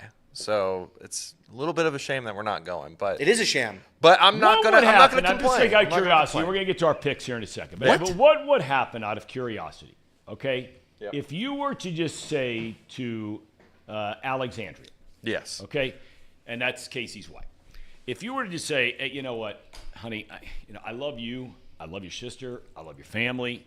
I mean, they're awesome. Right? And we're going to see them probably, I'm guessing, here around the Christmas holidays. Yeah. Okay. We're about to see them in like 3 weeks from now. A lot. Probably more than once or twice. And if it's more than once, it's once too many. Okay. Yeah. Okay. So you don't have to say that, though. Leave that out. If you were to just say to her, you know what, honey, look, I mean, this is FC, Columbus Crew. I mean, you and I are into it. She was a soccer player. Your bride. Yeah. If you were to say to her, honey, come on now, let's go grab a couple of those ducats, and we got to be there. What would happen? Seriously now. I mean, would like all hell break loose, and you'd have like your in-laws mad at you in the whole 9 yards? Actually, well, here's the funny thing. Sounds Tom. like a yes to Here's me, the Tom. funny thing. My You sound sister-in-law. like Gavin Newsom. You're not answering the question. No. I'm going to answer it. I got That's to the tell a second quick Gavin Newsom story. reference It's a today. very It's, quick it's the story. third one. If you watched it, it's the third. So, Go ahead. do you remember that Halloween party that I had? Yes. Well, that I wasn't invited to. I remember it well. You were invited, weren't you, Elliot? I was invited. Unfortunately, I didn't go, but nobody else was gotten an invite. It was just me. I should have gone. I did find out, though, Tom, that Casey poisoned all his guests at that party. Did you hear that part of the story? No. So Listen. what Casey did, Oh my get God. this, everybody. Let's focus. Get Let's this, focus. everybody. No. We're too far gone this now. is far more important. We're too Go far ahead. gone now. So at this party, Tom, Casey, I believe, was serving them chili, and this chili was about, I don't know, Not the 3 chili. years expired. It was not and the he gave chili. all these guests. My he gave God. all these guests explosive diarrhea. I mean, it was a. We didn't need that. That's what it was, though. It was over the But that's not line. what it was happened. disgusting. That's not what happened. First off, it was the cream cheese in the chili dip. Oh, that the was cream cheese. That was Okay. probably bad. But anyways, that's not the point. My sister-in-law, she was going to go, but then decided that she didn't want to go and went up to Columbus to go party up in Columbus. She dipped. She completely avoided us. She ditched us. For your party. Yeah, the Halloween Okay. party. All The right. same And one so- that you're going to for a party now? Yeah, the same one that we're going to do this. Wild. Yeah, Wow. really wild. Really interesting. And we actually talked about it. Alex and I were like, we really want to go to this game, but we're not going to do that. We really, really love her So sister. really and- quickly, just to Yeah. recap this and put a nice little bow on it. Yeah. You have the opportunity to buy tickets for somehow, I don't know how. Like but $60. $60. How we'll find out after the show. But you have the opportunity to buy two tickets for $60, or do you have option It's to probably get four? more. It's probably more. More? Yeah. Okay, so you could buy tickets for the whole entire group, which would probably be what, her and someone else, like 4 people, or what? Yeah, well, So we're probably you- going to have like 6. I don't know if we're going to get 6. And the choice is to instead go to the banks and spend like $6 a beer and watch the game there. You know what? Interesting That's choice. That's a legitimate Interesting choice, point Tom. right I there. must say, not a man to spend other people's money. That but whole side of the family, his wife's side of the families, are known big drinkers. That is going to be a big time tab over there. It's going to be a big time tab over there. we have So- gone off the reservation. You know, look. All right, let's get off this. Yeah. Let's Casey. get into some football. Casey, Yeah, why are you bringing Casey. it up? I'm sorry. Stop bringing it up. Casey's giving his guests diarrhea. It's like the elevator doors opening at The Shining. Mute his mic. Mute his mic. Nathan Tom, get us Hines back just on said track. true, Tom, of what I just said. I mean, A member of the I tribe. didn't say it. My father-in-law did. Yeah, he said it. So he doesn't take offense to it. That's an honest man. My guy from now on, moving forward on this show, is Nathan Hines. Big That's right. time. Okay. Big time. Okay. All right. Are we getting Ding Dong back in here for this or not? Is he coming in? I think he's just I think he's just being lame. gonna sit out there, which is fine, I guess. He's in the chat, Tom. We'll get his picks through the chat. Okay, we'll get him through the chat. All right, where are we starting? College football? Yeah, We're going to starting spend a with little time on some of these games. We're gonna start with Friday night. Listen, tonight. when you get on your hands and knees and you just thank the Lord above, right, for everything you have, everything your family has, your health, a roof over your head, warm in the cold, cool in the heat, food on the table, everything. At the end of the prayer, just sneak in and say, Lord, man, I'd really appreciate it if Georgia, Michigan, doesn't matter. Lord, you decide. Washington and Oregon. Hey, that's you do your thing. Okay? Oklahoma State and Louisville. Can all of them please win, Lord? And then just say thank you. Amen. Okay, here we go. Are we ready? Yep, we got Good him luck up on that, already. Tom. Yeah, good luck is right. Usually we start with Reed. So, Reed, what's your pick? All right. Are we really going to not get him in here? Well, I mean, if he's listening to the show, he can come in Reed, here. come I'm on sure in. Nick Reed, Kirby come back would in. happily He move. can come in and get that microphone. Yeah, well, he and just stand- sit down, he pull just in a mo- chair. I think he from could out sit on there. Nick's lap. Yeah. Reed, come back in. Reed, come back in. Okay, he's not going to do it. He is taking. I just can't. In all seriousness, now, Trace, you tell me. Elly, you tell me. You guys are into Gary Cubs. Okay, you guys are into gambling. Okay, and Casey and I were talking about this. Here comes Reed. Round of applause. He's back. Hey, Takes it's a real Reed. man to come back. Yeah, sit right in the All middle. right, Reed. sit Why not? down, Reed. Thank you for coming back. Okay, could somebody explain to me? I'm being totally serious about this. And Elliot, Reed, anybody, Nick, Casey, Trace. How is it that Washington is undefeated? Now, it was a long time ago when Washington beat Oregon, but Washington did beat Oregon. Okay, they're playing on a neutral field today. Could somebody explain to me how Oregon is a 10-point favorite in this game? One team continues to get better. One team is playing at home when they played last time. And in college football, I don't know if you can put a point value on it, but college football of all the sports has the biggest home court or home field advantage. And I think college basketball is maybe a close second, but college football is number one when it comes to whether you're playing at home or on the road. And I think that's your answer right there. So Washington doesn't have the luxury of playing at home. And there may be some injuries there. I don't follow Washington's football team closely, Tom. But you couple that with the idea that Oregon continues to get better in the eyes of Vegas, and you don't want to find yourself in a position where you make the line 4 and you got everybody betting on Oregon, and you lose a significant amount of money because people realize that records ultimately aren't as big of a deal as people make them out to be. Are you saying throughout the record book? It's like against these I rivals? guess I am saying throughout the record book. It's kind of like let's put it this way, Tom. It's kind of like a win-loss record for a starting pitcher to a small degree. Maybe not the ultimate end-all be-all. It's not a perfect analogy, but would you rather have a guy with good stuff that has a little bit of a blemish on his resume when it comes to a win-loss record, or would you rather have the guy that's like, maybe Luke Weaver, who's 9-1 in his last 9 starts? What do you think, Tom? Luke Weaver, we may have to break that out for cherry on top today. Luke Weaver's a special talent. Luke Weaver was one man. When I look back at the signings that the Reds made this past offseason, Luke Weaver has to rank number 1.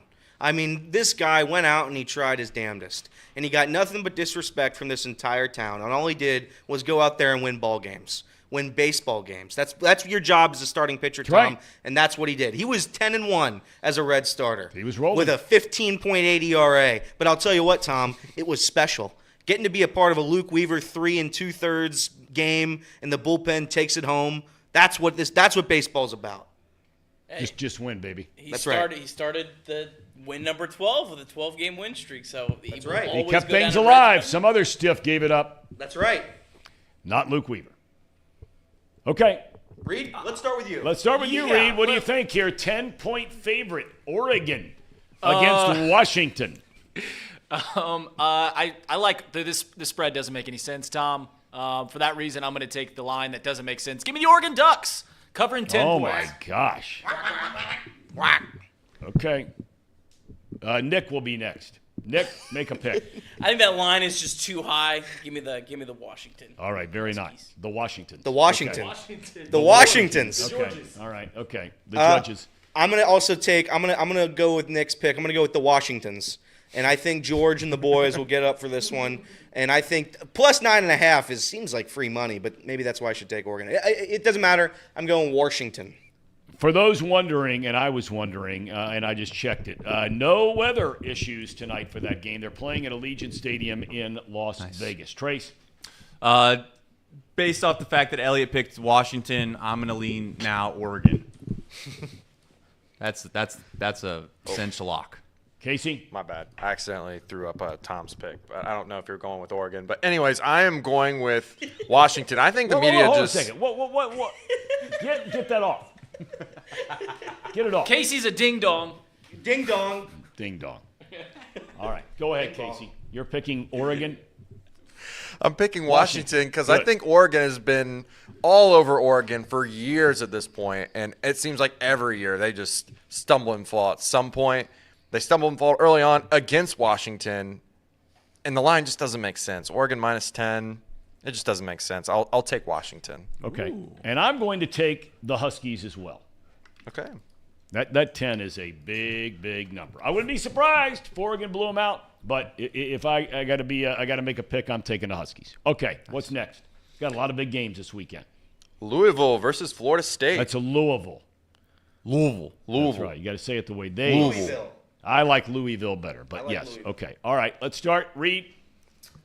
Yeah, hi, Tom. 1.5. Now explain this one to me. How is Oregon a 10-point favorite over undefeated Washington on a neutral field, and Florida State, undefeated, is a 1.5-point favorite over Louisville? I got Louisville. you, Tom. I got you, Tom. Florida State's quarterback's out. Well, not just that, but the starter's out, but their backup is also in concussion protocol now. Yeah, he got leveled last week. That dude played pretty good. All right, Reed. That's what happens when you play in the ACC. Ding-dong. I like that nickname. You know what? I'll go ahead and I'll take the Cardinals in this one. I got some family that lives there, so I'm gonna go with the Louisville Cardinals. That's good rationale. All right, Nick Kirby. Your family I'm lives going there. Florida State. Okay. You like the Seminoles. Oh, yeah. Staying I like the undefeated. team. Okay. All right. Zebra. I'm gonna go Louisville Because my family lives there. because Reed's family lives there. That's good reason. Okay. Trace. Basically, any system bets here? There's one. There's one. I don't know if it'll be on the thing, but I will mention it at the end if it's not one of the games. So Okay. I don't want to ruin it. But I'm going to take Florida State based off the fact that Elliott picked Louisville. This is a dangerous path, Tom. This Yes, is a it is. dangerous path. For my We've boss. seen your work the last couple of weeks. That's You've been right. on it. I've been on it. I mean, since you decided to start bucking the system of Trace and Reed, you have been on a roll. Buckingham Palace. That's Trusting your gut. That's right. Governor. Hello. All right.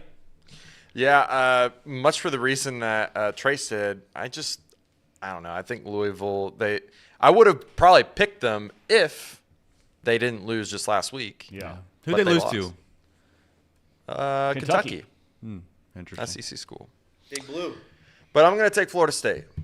I just think that they've got some really good edge rushers, got some dominant receivers. Yep. There we go. So Haven't lost. Okay. Undefeated. I am taking the Louisville Cardinals. Going 3 quarterbacks deep is tough sledding. Really, for Tom? anybody. You're for gonna anybody. take the Cardinals. Is that a? That's a rooting game. I was gonna say, is that a heart? That's a pick? straight route. Straight route, based on no facts at all. NUN none. All right. This is championship weekend. That it is. Oklahoma State, literally Oh, a my. coach in a program that looked like there were rumors the entire team was going to quit after the 3rd game of the year. In mass, walk out and leave the mullet man standing there with nobody to coach. Mike Gundy. Maybe Zach Hey, Taylor should call him. Guy's a hell of a coach. I got to give it up to the guy, man. He is a hell of a coach. He is a really good coach. Now, 15.5, Longhorns.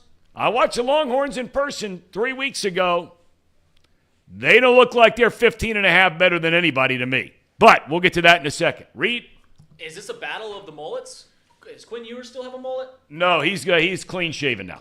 For that reason. Too bad. Give me the Hook'ems. Yeah, that's right. Texas is back then. Texas is back. Give me Quinn. Yeah, I've been to Texas once before, so I'm going to go with Texas. That's a good reason. I think Texas is going to blow out Oklahoma Where did State. you go? Where did you go in Texas? I was at the UC Alabama playoff game. Oh, big So time. you went to the big time game. I did. Right there at Jerry's World. At Jerry's World. Big League Box Stadium. seats, right? It was not box seats, no.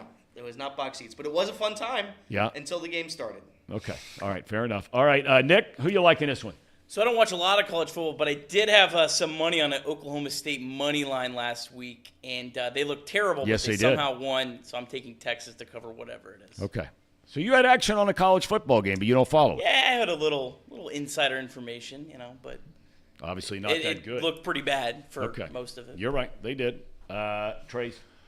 I have not watched Oklahoma State play a whole significant amount, but Texas I think is better than people give them credit for, and I do think they have a really good quarterback. It is laughable how much recruits get kind of hyped up. Arch Manning probably going to be going somewhere else now. But if you're going to give me 15.5 points in a championship game, I'm taking it. I mean, that might be the square play of the day, but I'm taking Oklahoma State. Okay. Case? I have been on the Texas train for a very long time. Yeah. Was that on your show? Welcome. No. I've no. never heard you even say Texas on that. Well, anytime we've bet, anytime we have had to pick a Texas game, I pick Texas. Casey's So- the biggest Texas fan I know. I am on Texas this year. I have been for the whole year. I'm taking Texas this time. Okay. I'm going with the Cowboys. 15.5 is too big for me. 15.5. Texas's star running back, sadly out for the year, ACL. That was a game I was at. It was sad. Hate seeing that to anybody. I'm going with the Fighting Mullets. It's a lot of orange, Tom. That's a whole lot of orange.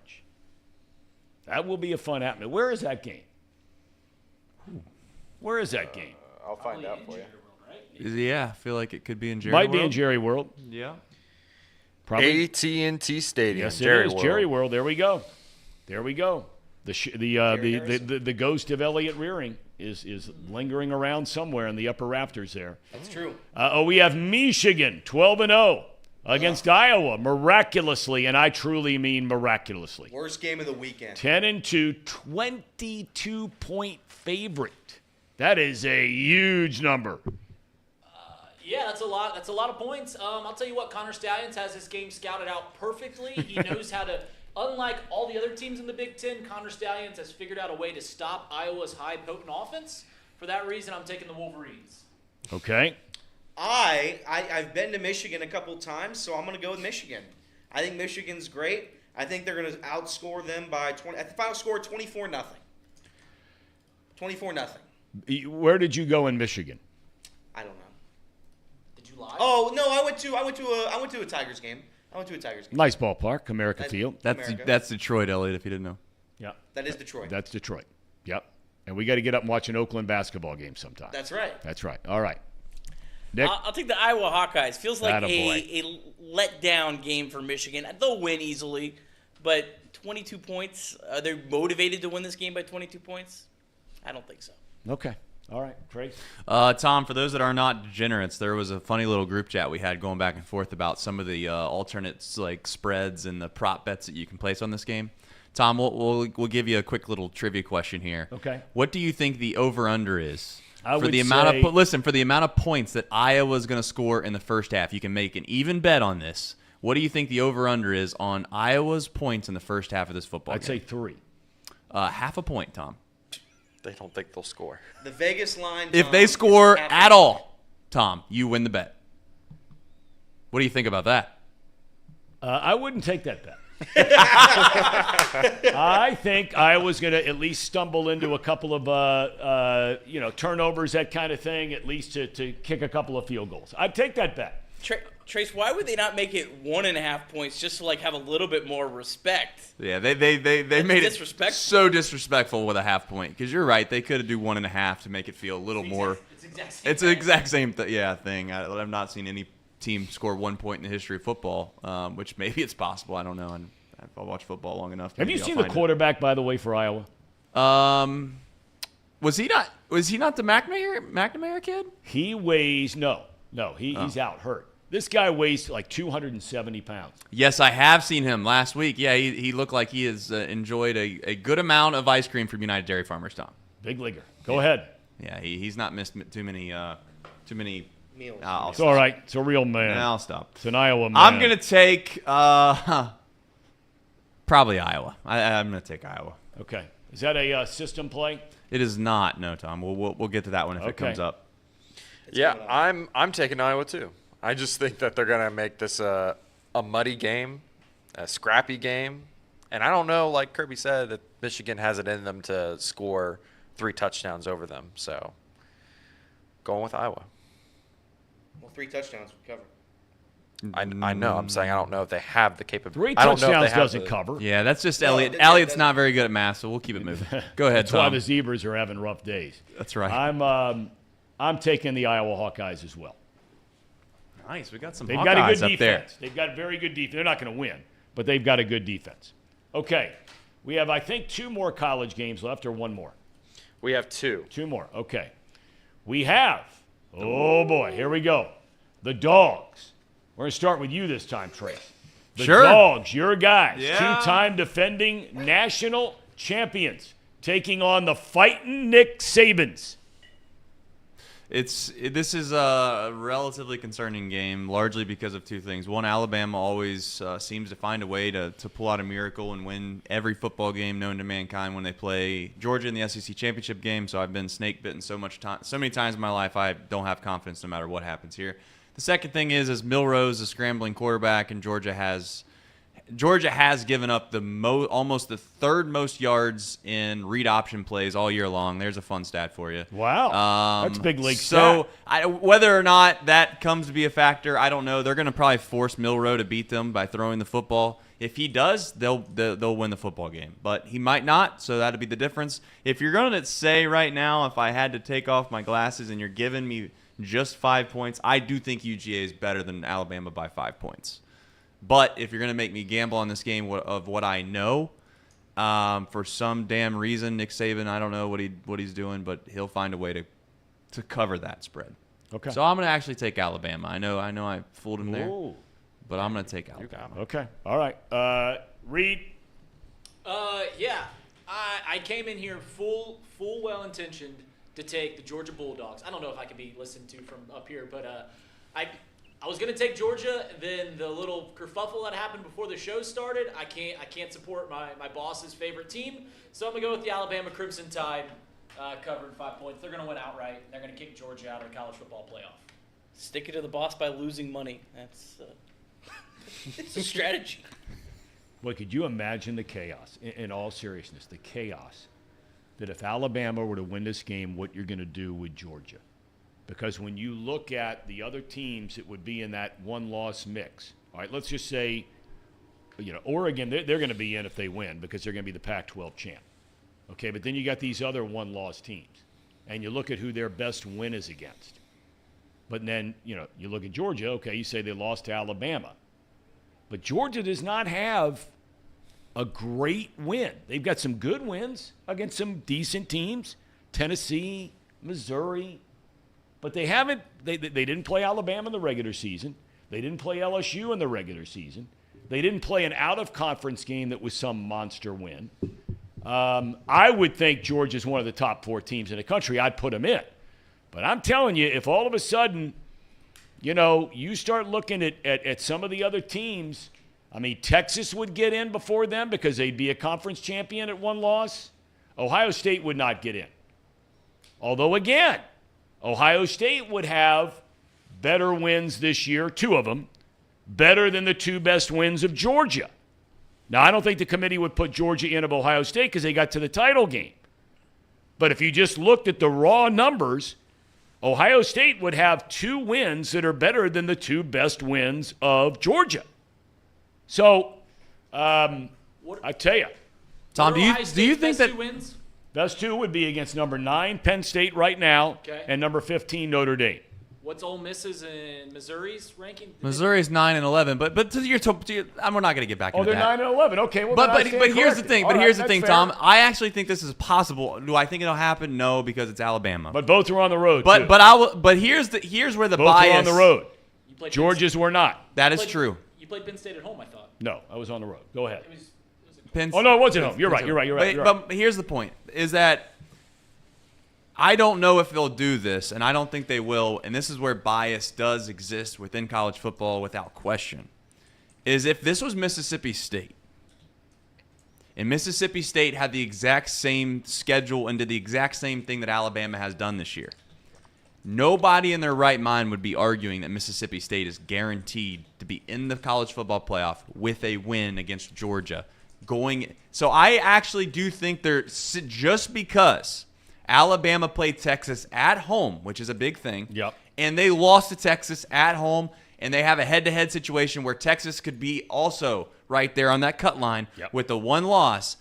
I think that there's a small chance that they slot Georgia as the 4 seed if they were to lose this game. They put Texas in at 3, they move Oregon to a 2, and they put Michigan at 1, and they leave out Alabama as the SEC champion, especially when you also factor in the fact that it took you can say whatever you want, and this is where college football stinks because you have all this stupid stuff about, well, what did they do here? But when you factor in the fact that they also had a 4th and 32 or whatever, and it took a Hail Mary to beat Auburn, that also could play into this. Just because you have one good night in the SEC championship game, would that overshadow what Georgia has done? I don't know. But I do think there's a chance. Everyone's ruling it out. No chance Alabama gets left out.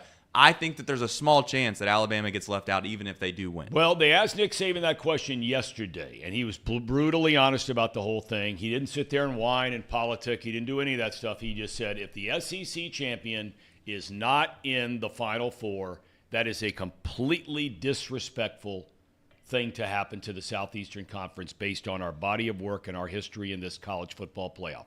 I think he's got a legitimate point. All right. Nick, who do you think? Well, Nick, Georgia 5-point favorite. Nick, I think Nick and I are on the same page here. I could be wrong, but we're going to play a little game. Nick, I'm going to count down 3, 2, 1, and after I say 1, we're both going to say name the school that we're thinking at the same time, okay? Okay. Ready? 3, 2, 1, Alabama. Georgia. Damn, didn't work. I'll take Georgia, you'll take Alabama. That's fine. Okay. All right. Casey? That was a good game. It was a good try, Elliot. It's a lot like your gambling's gone lately. Go ahead. I thought we were on the same page. I guess we weren't. All right.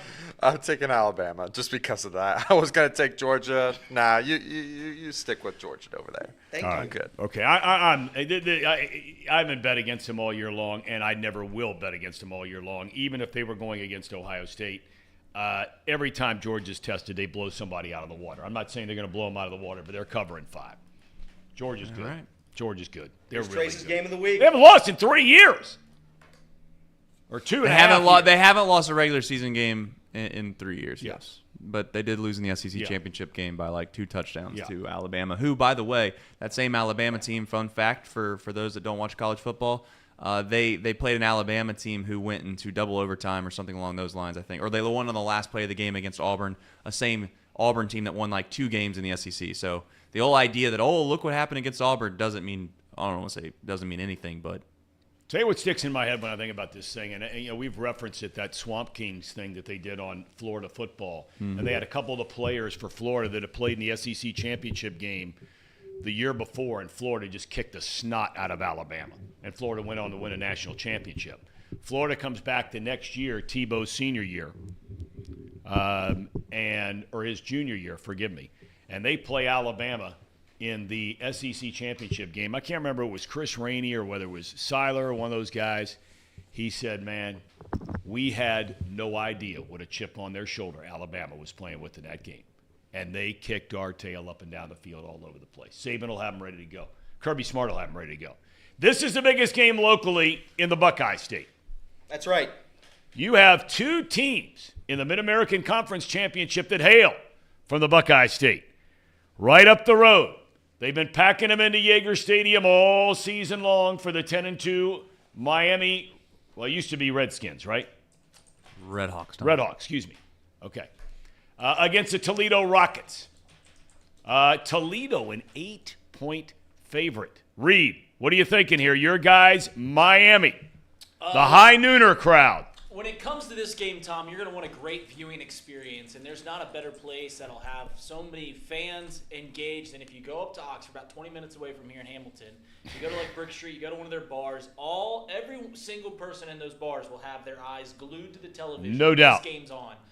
It's for that reason. It's the crowd. It's the passion alone that Redhawks fans have that I think are going to will Miami to not only cover this spread but win the MAC championship outright. Give me Miami. The Fighting Chuck Martins. Yes, indeed. Fighting. We love Chuck Martin. He's been on the show. Yes. Yes. Not like some other coaches. I wasn't going to go there. We still have time to get to them in a minute, though. Okay. Go ahead. Travis Steele hasn't come on the show either. We haven't asked him. He hasn't had. Well, he got fired. All right. I'm going to ask him later, though. He'll come on. Coach at Miami. He'll come on. Yeah, they he's beat getting Spalding the other night. After that win, we got to get him on. Yeah, go he's ahead. getting boat raced. Where is Spalding?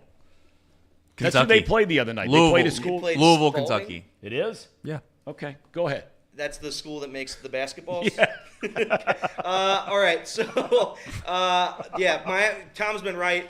The Miami fans have been coming in droves of 10s all year long. I'm gonna take my alma mater. I'm gonna take Toledo, the Rockets. TOL. That's my alma mater. I went there for 2 whole years, Tom. I loved every second of it. That's why I left. And we are going to take Toledo, TOLEDO, by 35 points. Okay. All right. What do you think, Nick? Definitely going with Miami. Oh, God. All right. Go ahead, Trace. This is the system play. Oh, This is boy. it. All right. Here we go. This is it. I guess we'll stand firm on it. If we make a fool of ourselves, we'll make a fool of ourselves. But Toledo, unfortunately, is going to probably take Miami to the woodshed based off of the way the system usually goes in Rocket these things. sound. Okay. Case? And for that reason, I'm also taking Toledo because it's a system play.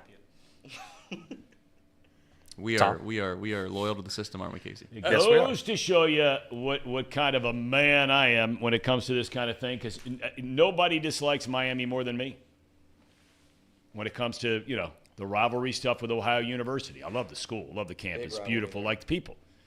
But it's hard for me to pick them. But you know what? I'm picking them. I'm taking the Fighting Chuck Martins. Absolutely. Here we go. No loyalty to your alma mater. That's right. And look, if Miami wins a game outright, forget the spread. They win the game. High noons for everybody around here on Monday. That's right. That's right. Sounds like Tom's buying. I can't believe you. I'm going to bring in a bunch of high noons. If Urbana and Cedarville were playing, Trace would never pick Cedarville. If Liberty and whoever their biggest Liberty rival undefeated. is, That's right. He would never pick their rival. I would never pick Defiance. There's no loyalty with UNO. I am picking Miami because I'm a big fan of Chuck Martin. And they took it to my guys. God bless him. He's been on the program. Who's the outlier before we get to the NFL? Who is the outlier? I'm going to ask you this question, Nick. Who's the outlier of this crowd? Okay? Chuck Martin, Wes Miller, okay? Brian Billick.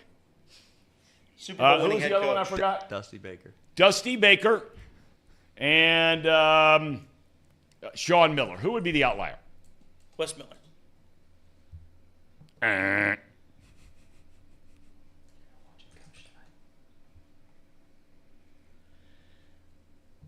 Sean Miller. Sean Miller. He's the outlier. Okay, NFL. Let's go. All right. First Are we game going to up. get him on? Do you think that he is aware of this kind of bit going on here? No, You think there's any chance of this? I don't. 100%. He tunes in every day. I don't. Should think be. he does, Yeah. He should be, because we're about to talk about his team here in a couple of minutes. We get through these NFL picks. All right, what do we got? Let's go. right, we Brownies at the Rams. Second straight trip out west for the Brownies. Still don't know what the deal is. Is it Joe Flacco at quarterback? This is your stomping ground. We're starting with you, Nick. You're up there in Cleveburg, Ohio. They're fired up about their Brownies. I'll take the local team. I'll go with the Browns. There you go. There you go. Good pick. He All right. honestly doesn't watch Reed. this show enough. We don't pick the Browns here. Give me the Rams. Rams are playing good pigskin Yeah, they right are. now. They got a good coach. Give me the Rams at home because that's a great home field advantage in LA. I'm going to take the Rams, not for the home field advantage, but because of his hair. I think Sean McVay has the best hair in the NFL. Thanks. Hey, Sean McVay, Cradle of Coaches, Miami. Shout out to the Red Hawks, even though it's not going to go well for them. I don't get this line, Tom. Like, the Browns are the better team. So for that matter, I'm just going to fade my own brain. That makes no sense. So I'm going to take the Rams, even though I think the Browns should never be underdogs against them. The Browns have been underdogs for like 5 straight weeks, I'm pretty sure. Yeah. Okay. They've got a lot of injuries that they're dealing with, some wounds, specifically Myles Garrett. He's got some injuries. So I'm going to take the Rams. What the hell's so funny? He said wounds. Wounds. Like we were talking like Civil War injuries. Like he's got some battle wounds. That's right. He's dealing with. Is that what they call soccer injuries? Is that on the injury report? It's from like soccer terminology, right? Just a flesh wound. The game is in L.A., not the Gaza Strip. Oh, I can't laugh. All right? Wounds is a strong word. Tom, I'm taking the Brownies. I got the Brownies. Oh, man. Brownies all the way. I like Flacco. Always like Flacco. I like him. Guy's a winner. All right, who else we got? Cardinals versus Steelers. Cardinals v. Men of Aluminum. That game will be in Pittsburgh, 5.5. Reed. I'm taking the Steelers. They're going to win exactly 7-0. So, yeah, give me the Pittsburgh Steelers. Oh, boy. AFC North, always take it. Yeah. It's the Browns. What about your guy? Come on, Kyler Murray. Big Ben. Running around. I do like Kyler Murray, but yeah, give me Pittsburgh. Okay. Yeah, I think Reed's onto something. I think they actually win 6-0, but still cover. I'm going to take the Steelers. Take the under in the game as well. Wow. Okay. Nick? I'm going to go Cardinals. Okay. All right. Home game. All right. Case? I'm taking the Steelers too. I think that they've been covering a lot as of late. So Yes, they have been. I'm gonna Covered just against the take Bengals. Yeah. It's a tough team to cover. Trace? I'll take the Cardinals. At some point, the Steelers will be shown what they actually are, which are frauds. At some point, I don't know when, but it's coming soon. Okay. I'm taking the Batlin Big Red. Nice. Cardinals. Kyler Murray. Going to run around a little bit. I mean, I don't know the new Arizona coach, but I have a sneaking suspicion that he has not uttered the lines this week in press conferences. Boy, against Pittsburgh, it's just tough sledding. Tom, if I told you. I mean, man, it's tough sledding, brother. I mean to tell you, man, Tom, couldn't get to that Chase Brown package. All the other shit was working so good. Man. Tom, what if I told you? Man, got it going on. Tom, what if I told you that the Cardinals were missing their top 2 pass catchers? In that I game? don't care. They're no good anyway. All right, let's go. Let's go. What do we got next? We got 49ers versus Eagles. 49ers, pardon my language, I'm sorry. 49ers v. Eagles. This is a game of the weekend without a doubt. I cannot believe, again, maybe you guys can explain it to me. I can't believe that a 10-1 team at home is a 3-point underdog to anybody. I don't care if it's San Francisco, Kansas City, pick any team you want. I just can't believe it. I don't understand it. Trace, who you picking? Your first. I'm taking the Niners. I think that the Eagles have been just dancing around for weeks at this point, and like I said, if you play with fire long enough, Tom, what happens? You're going to get burnt. And I think that this is the week. The Eagles, I'm not saying they're going to get blown out, but they're going to get taken care of by the 49ers. Okay. All right. Nick, I think we're on the same page again. We're going to try the 3-2-1 countdown. We're going to say the team name after 1. You ready? Ready. 3, 2, 1, 49ers. Eagles. Missed it again. Awesome. Good effort. So you got the 49ers. No, I've got the 49ers. You got the Eagles. You got the Eagles, and you have the 49ers. That's right. Okay. Reed Mouse. Here's the thing, Tom. You're right about this spread. -3 doesn't make any sense when you're at home. If I could redo my power rankings, and I don't want Vegas to completely skew my opinion on teams, but you can't be the number 1 team in the NFL and be underdogs at home. In fact, I started thinking I don't think the Eagles would be favored against 3 different teams. Like if they played the Chiefs would be favored. If they played the Ravens would be favored. Eagles aren't the best team. Give me the 49ers. They cover 3. All right. Trace. I picked. Oh, Tom. you picked. I'm sorry. Casey. Forgive me. Go ahead. I'm picking the 49ers too. I said that at the beginning of the year, the most unfair team, and they only got better. after There's the a trade lot of deadline. red. So, yeah, they're going to take care of business against the Eagles. Okay. I am taking the fighting, the high-flying Eagles. High fly. Sirianni, Fly. got it going on there. It's a real man. Tough. Philadelphia, tough. That's a man's town. That is. That is. All right, here we go. Next up. Broncos versus Texas. This is a good game. I mean, say what you want. They got it going on in Denver. The Texans, they had a big chance last week to move into a tie for first or, in their division, and they didn't do it. They got beat by Jacksonville. Reed, what are you thinking? After the Texans beat the Cincinnati Bengals, everyone told me that the Texans were going to win 8 straight Super Bowls. I don't think that's true. They're a decent team. They're not very good. No one's playing better football than the Broncos right now. Give me the Denver Broncos. Yeah, Nick Kirby, I think we're on the same page again. Let's try it. Do a little 3, 2, 1. Say the team name. You ready? Ready? 3, 2, 1. Broncos. Wow, we got it. Very, very nice. All right, the battling Sean Paytons. Okay, Trace. This is going to be a massacre. Texans are going to slaughter the Broncos. Wow. That's a fact. Every time Wow. this happens, remember what I said earlier this year about how there's things that happen, and then all of a sudden, there's this weird notion that somebody's good when they're not really good. And remember, you should take solace in the fact that you're 4-point favorites against the Cardinals. They have 2 wins this year against the Bengals. It's the same situation. Texans are a playoff team. Broncos might win 8 games. So I'm going to take the Texans. Okay. I'm not as I was probably on that same level of confidence in the Texans last week. I know they only lost by a field goal that doinked Against off a playoff off team. the post. I know it was a playoff team. I get you. I understand. But Denver's also been playing great football. I had a tough time picking. I'm going to pick the Texans because I have faith in them more. I think they have a better quarterback at the moment, a younger team. I like that team more. So we'll see how they do this week. Okay, I'm with you. I'm taking the Texans, too. The fighting C.J. Strouds. And we got, one more game? One more. One more. This is a Sunday night game, I believe. Hard to believe they didn't move that Eagles-Niners game to Sunday night. They can't do it yet this early in the This is season. prime time. Instead, for your viewing pleasure, from the frozen tundra of Lambeau Field, the Pack, a 6-point dog at home. Pack starting to play pretty good. All of a sudden, Jordan Love, he's looking pretty good. The Chiefs rolling in, 8-3. Reed Mouse? Jordan Love looks pretty good. He might be the better quarterback in this game. But for that reason, I'm still going to take the reigning Super Bowl champs, the Kansas City Chiefs, to cover 6 on the road. Nick? I'll take the Chiefs. Okay. All right, you like the Chiefs? Okay. I will take the Chiefs by 35. Who's your favorite team, Nick? NFL? Yeah. I mean, I guess- Brownies? No, I would root for the Bengals. Bengals? Okay. All right. Roots for the home team. Okay. All right.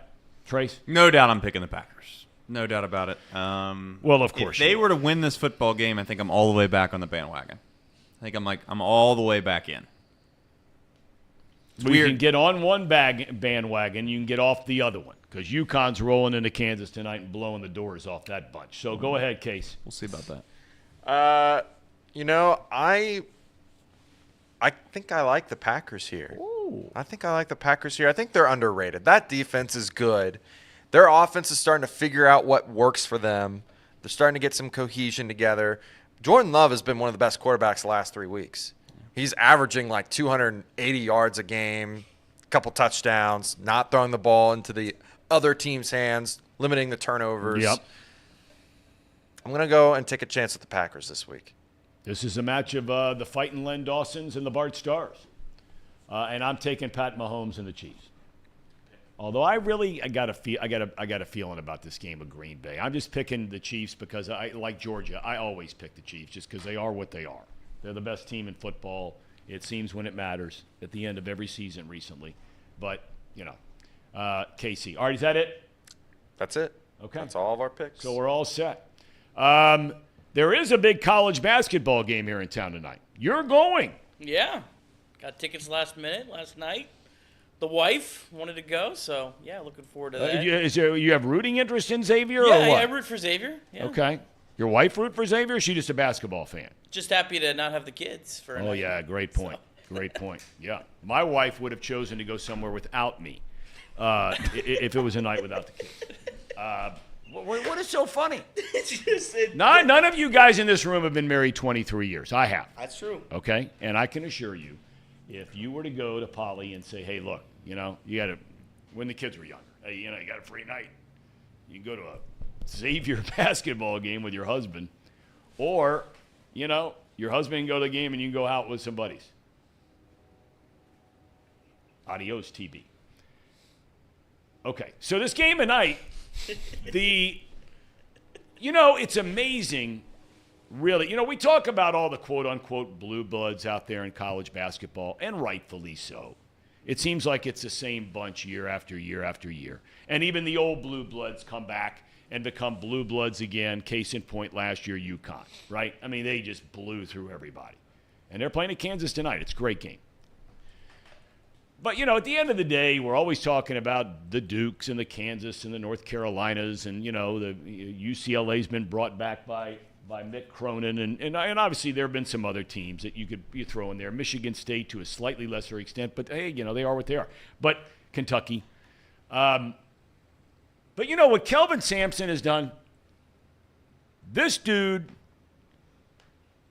guy is a great coach. And there will people that will tell you that are very, very intimate with the sport of college basketball that will tell you, it's like for years and years and years, you get around a lot of players, and I used to in the ACC, guys that played for Duke.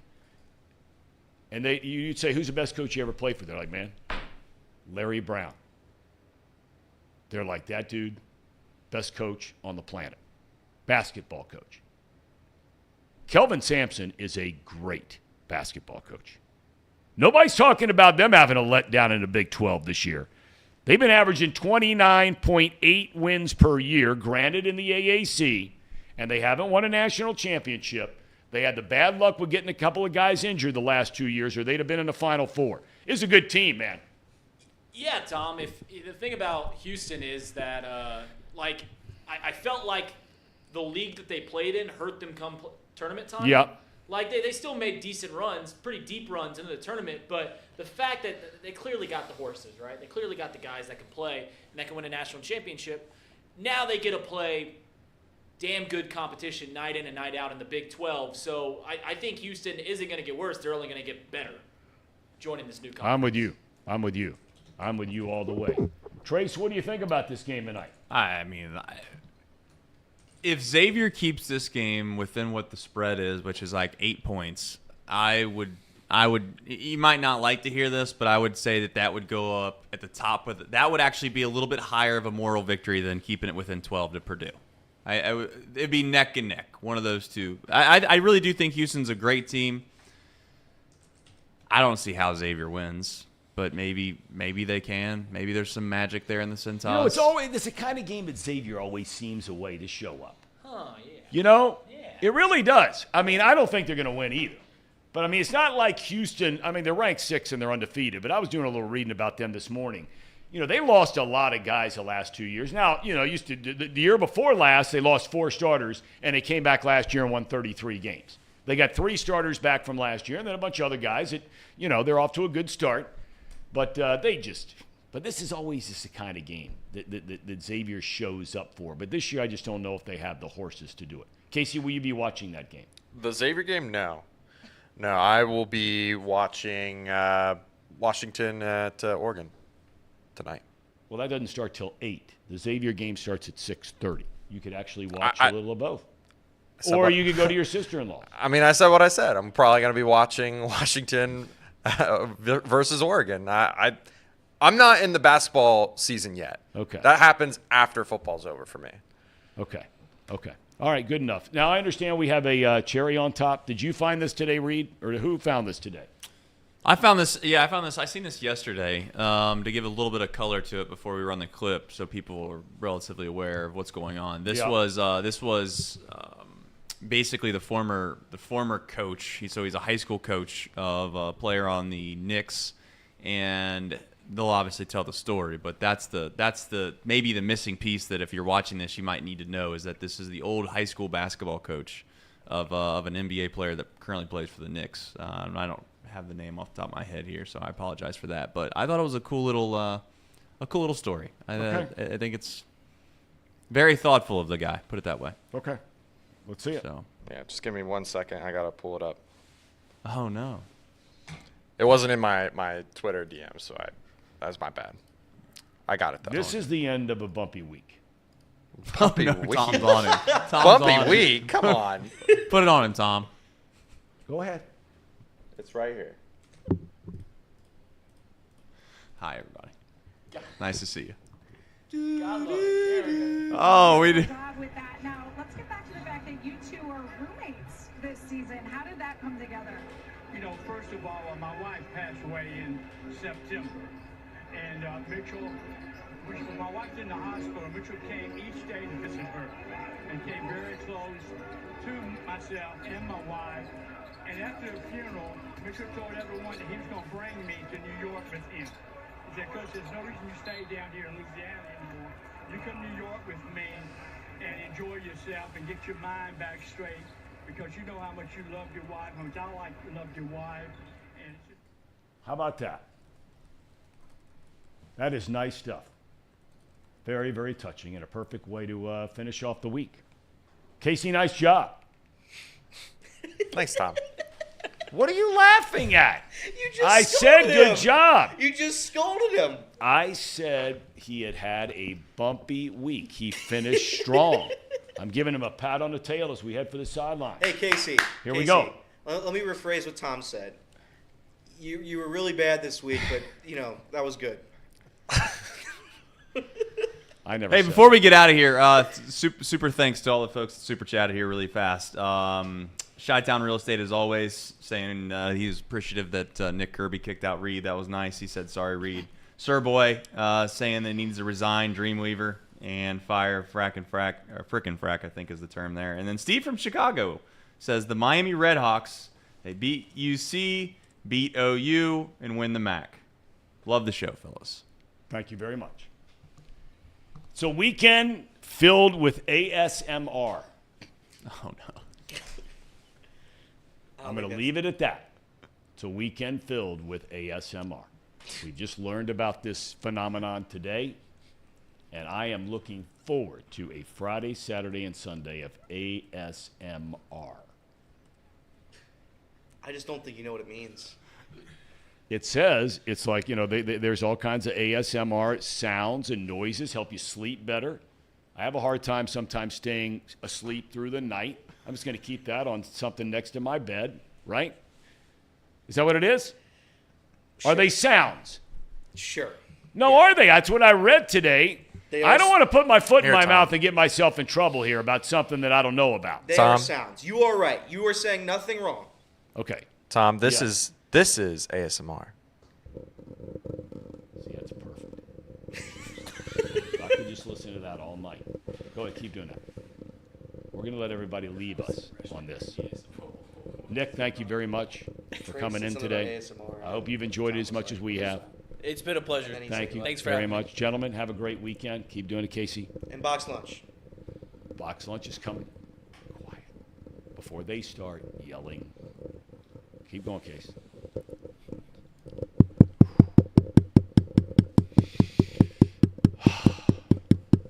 Have a wonderful weekend, everybody.